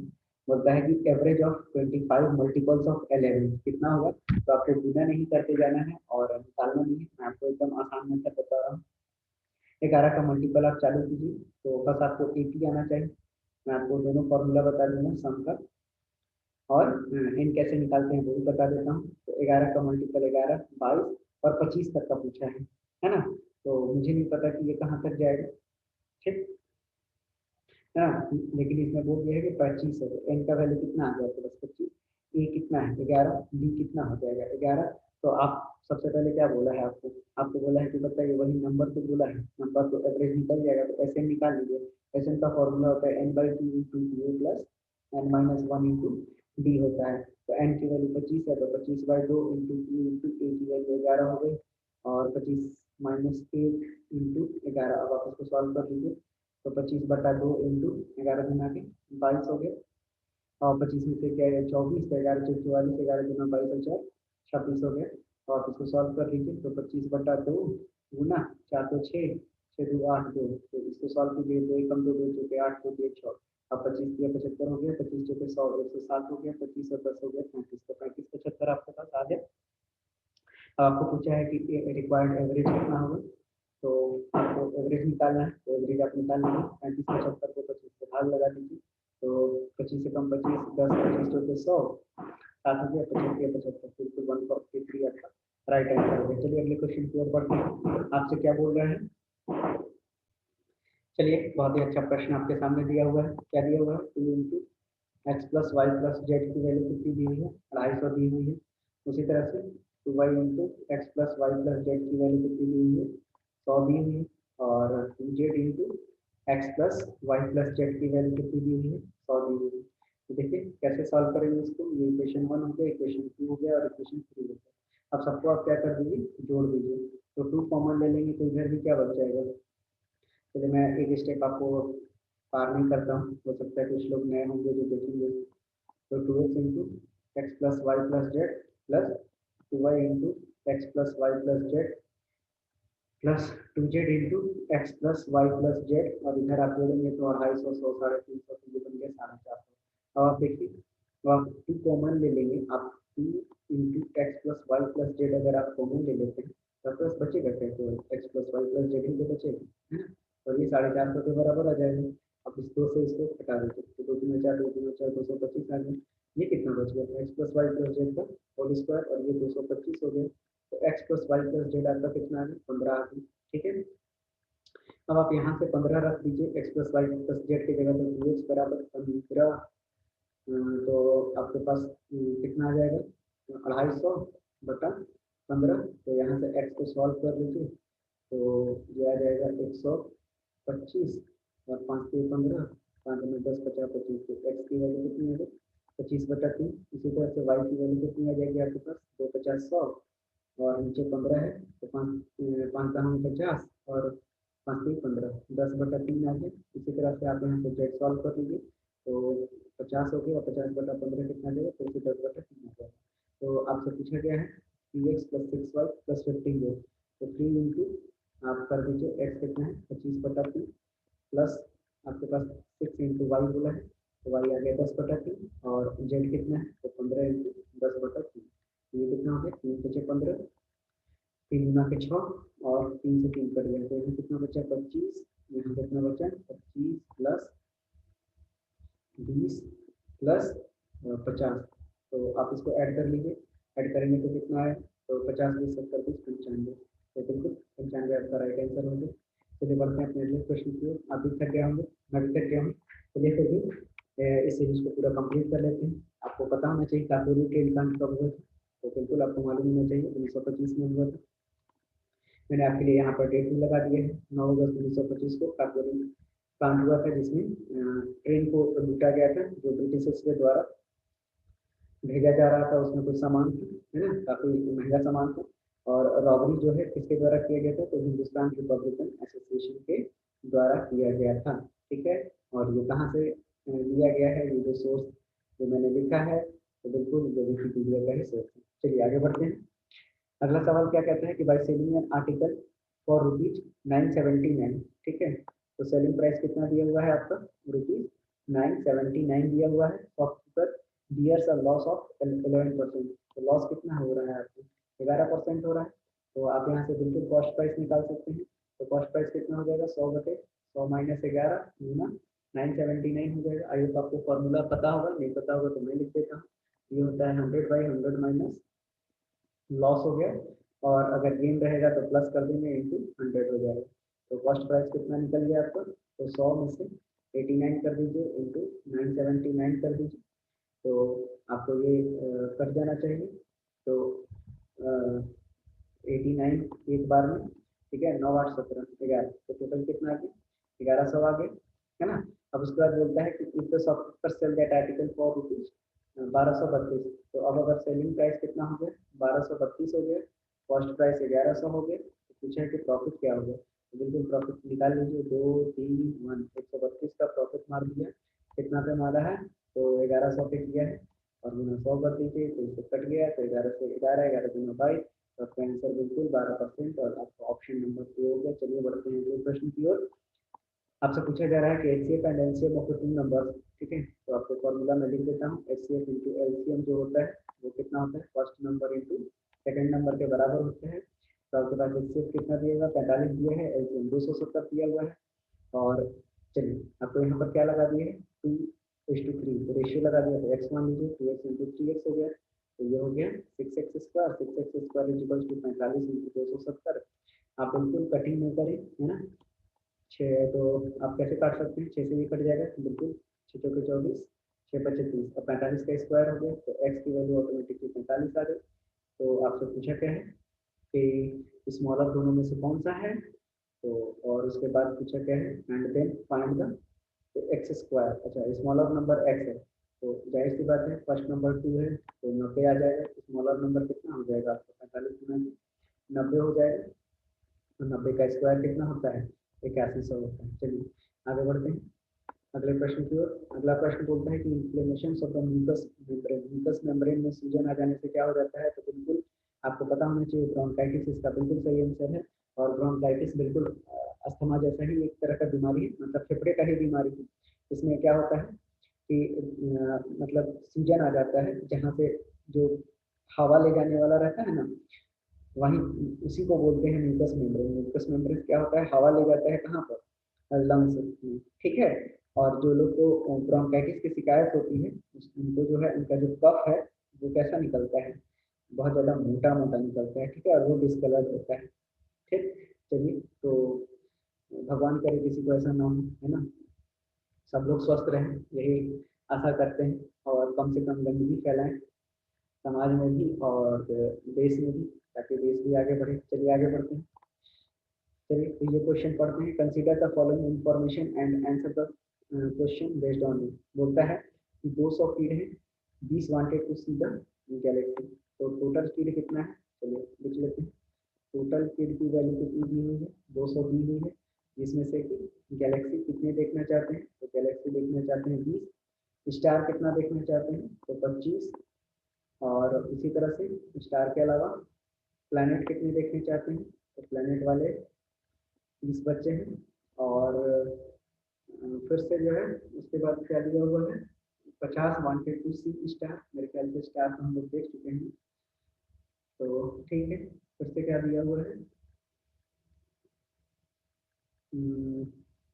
25 wanted to see only star, और 50 वांटेड टू सी स्टार। अच्छा ठीक है, यही गलत है। चलिए, काफ़ी देर से मैं कंटिन्यू हूँ तो इसीलिए ये गड़बड़ हो रहा है। तो स्टार कितना था अपने पास, 20 wanted to see galaxy, see star 25, 30 wanted to see planet, है ना। तो प्लैनेट वाले कितने बच्चे हैं, प्लैनेट वाले 30 बच्चे हैं। और उसके बाद क्या दिया हुआ है, स्टार, प्लैनेट और मून। ये तीनों के तीनों कितने हैं, तो ये वाले 50 हैं। और उसके बाद क्या है, 25 जो है मून और गैलेक्सी। तो मून और गैलेक्सी, गैलेक्सी कितने देखने वाले हैं, तो मून और गैलेक्सी वाले भी 25 है। और क्या है, 25 wanted to see only moon, और केवल मून देखने वाले कितने हैं, 25 हैं। और बाकी का जो बचा कुचा है वो कोई नहीं देखने जाता है ना। तो चलिए देख लेते हैं। तो पूछता है कि in all how many kids did not want to see the galaxy. तो आपके पास टोटल कितना था, 200 था ना। तो 200 में से हटाते जाइए, तो कितने लोग जो है गैलेक्सी नहीं देखना चाहते हैं। तो एक तो आपको यहाँ से 20 मिल गया, ठीक है। और एक गैलेक्सी का पोर्शन कहाँ दिखा है, ये 25 हो गया। तो 20 प्लस 25 कर दीजिए, तो कितना आ जाएगा, 200 में से आपको 45 घटा दीजिए, तो कितना हो जाएगा, 155 हो जाएगा। तो पहले का आंसर कितना आ गया, 155। दूसरा बोलता है कि how many kids wanted to see the moon. तो मून कितने देखना चाहते हैं, तो आपको देखिए मून का पोर्शन 50 यहाँ पर दिख रहा है, यहाँ पर भी 25 दिख रहा है, और इसमें भी 25 दिख रहा है। तो टोटल कितना हो जाएगा आपके पास, 50 प्लस 25 प्लस 25, तो 25 में 50 50 100, तो 25 100 का सही आंसर हो गया। How many kids wanted to see at least 2 object, 2 object कितने देखना ही चाहते हैं। तो यहाँ से ये नहीं, ये नहीं, ये नहीं, तो मिनिमम बोला है, तो यहाँ से बिल्कुल जी हाँ। तो 50 हो गए, तो यहाँ 50 लिख दीजिए। और क्या हो सकते हैं, यहाँ पर बिल्कुल मून और गैलेक्सी दोनों हैं। तो 50 और 25 75, तो बिल्कुल आपका सही जवाब क्या हो गया, 75। चलिए अगले क्वेश्चन की ओर बढ़ते हैं, और शायद ये हम अपना आखिरी क्वेश्चन है। तो देखिए, बोलता है कि Manish purchase mobile phone and got 50% concession on the mark price. तो बिल्कुल मार्क प्राइस दिया हुआ नहीं है, तो क्या मान लेंगे, मार्क प्राइस 100 मान लेंगे। तो मतलब उसको जो कॉस्ट प्राइस पड़ा वो कितना पड़ा, 50 रुपये में पड़ा, ठीक। अब उसके बाद बोलते हैं कि and sold it for 8100। Selling price कितना है इसका, 8100 है। और उसका प्रॉफिट कितना कमा लेते हैं, तो प्रॉफिट कमाया 35% का। तो मार्क प्राइस पूछा है आपको, तो यहाँ से सीपी कितना हो जाएगा आपके पास, तो मैंने बताया था 100/135 इंटू 8100 हो जाएगा। तो निश्चित रूप से 9 से कट जाएगा, तो 9 एकम 9, 9 से 45, और 9 9 81, अब 15 छक्का 90, ठीक है। तो 60 हो गए, तो आपका कॉस्ट प्राइस कितना था, 6000 हो गए। तो इसका मतलब जो है 50 की वैल्यू कितनी है, 6000 है। तो इसको काट दीजिए, तो 5 एकम 5, 5 में 10, 120 आ गया। एक की वैल्यू 120 आ गया, आपसे पूछा है मार्क प्राइस, तो 120 में 100 कर दीजिए, तो ये आ गया 12, और 1 2 3 क्या ऑप्शन में है, तो जी हाँ, बिल्कुल 12,000 आपका इसका राइट आंसर हो जाएगा, ठीक है। तो चलिए अगले क्वेश्चन पे देखते हैं। चलिए, ये आपका ये सेट जो है समाप्त हो गया, और मैंने आपको क्लियरली पूरा का पूरा विद एक्सप्लेनेशंस, करंट हो, ज्योग्राफी हो, हिस्ट्री हो, मैंने आपको सब कुछ बताया। तो अगर आपको मेरी तरफ से अगर ये पसंद आ रहा है, तो आप बिल्कुल लाइक कीजिए, शेयर कीजिए, सब्सक्राइब कीजिए, और आप अपनी डिमांड भी बताइए कि और मैं इसमें क्या क्या कर सकता हूँ आपके लिए। और बस पढ़ते रहिए, मैं आपको सारे के सारे क्वेश्चंस करा दूंगा इसी प्लेटफॉर्म पे। आपको चाहे वो करंट अफेयर हो, चाहे वो मैथ्स हो, चाहे वो रीजनिंग हो, मैं आपको सारे के सारे करा दूंगा। आपको ये बहुत हेल्पफुल होंगे, बहुत एग्जाम्स में काम आएंगे। तो मिलते हैं जल्दी ही आपको नेक्स्ट वीडियो में। तब तक के लिए धन्यवाद। बड़ों का आदर कीजिए, छोटों को प्यार दीजिए। नमस्कार। चलिए।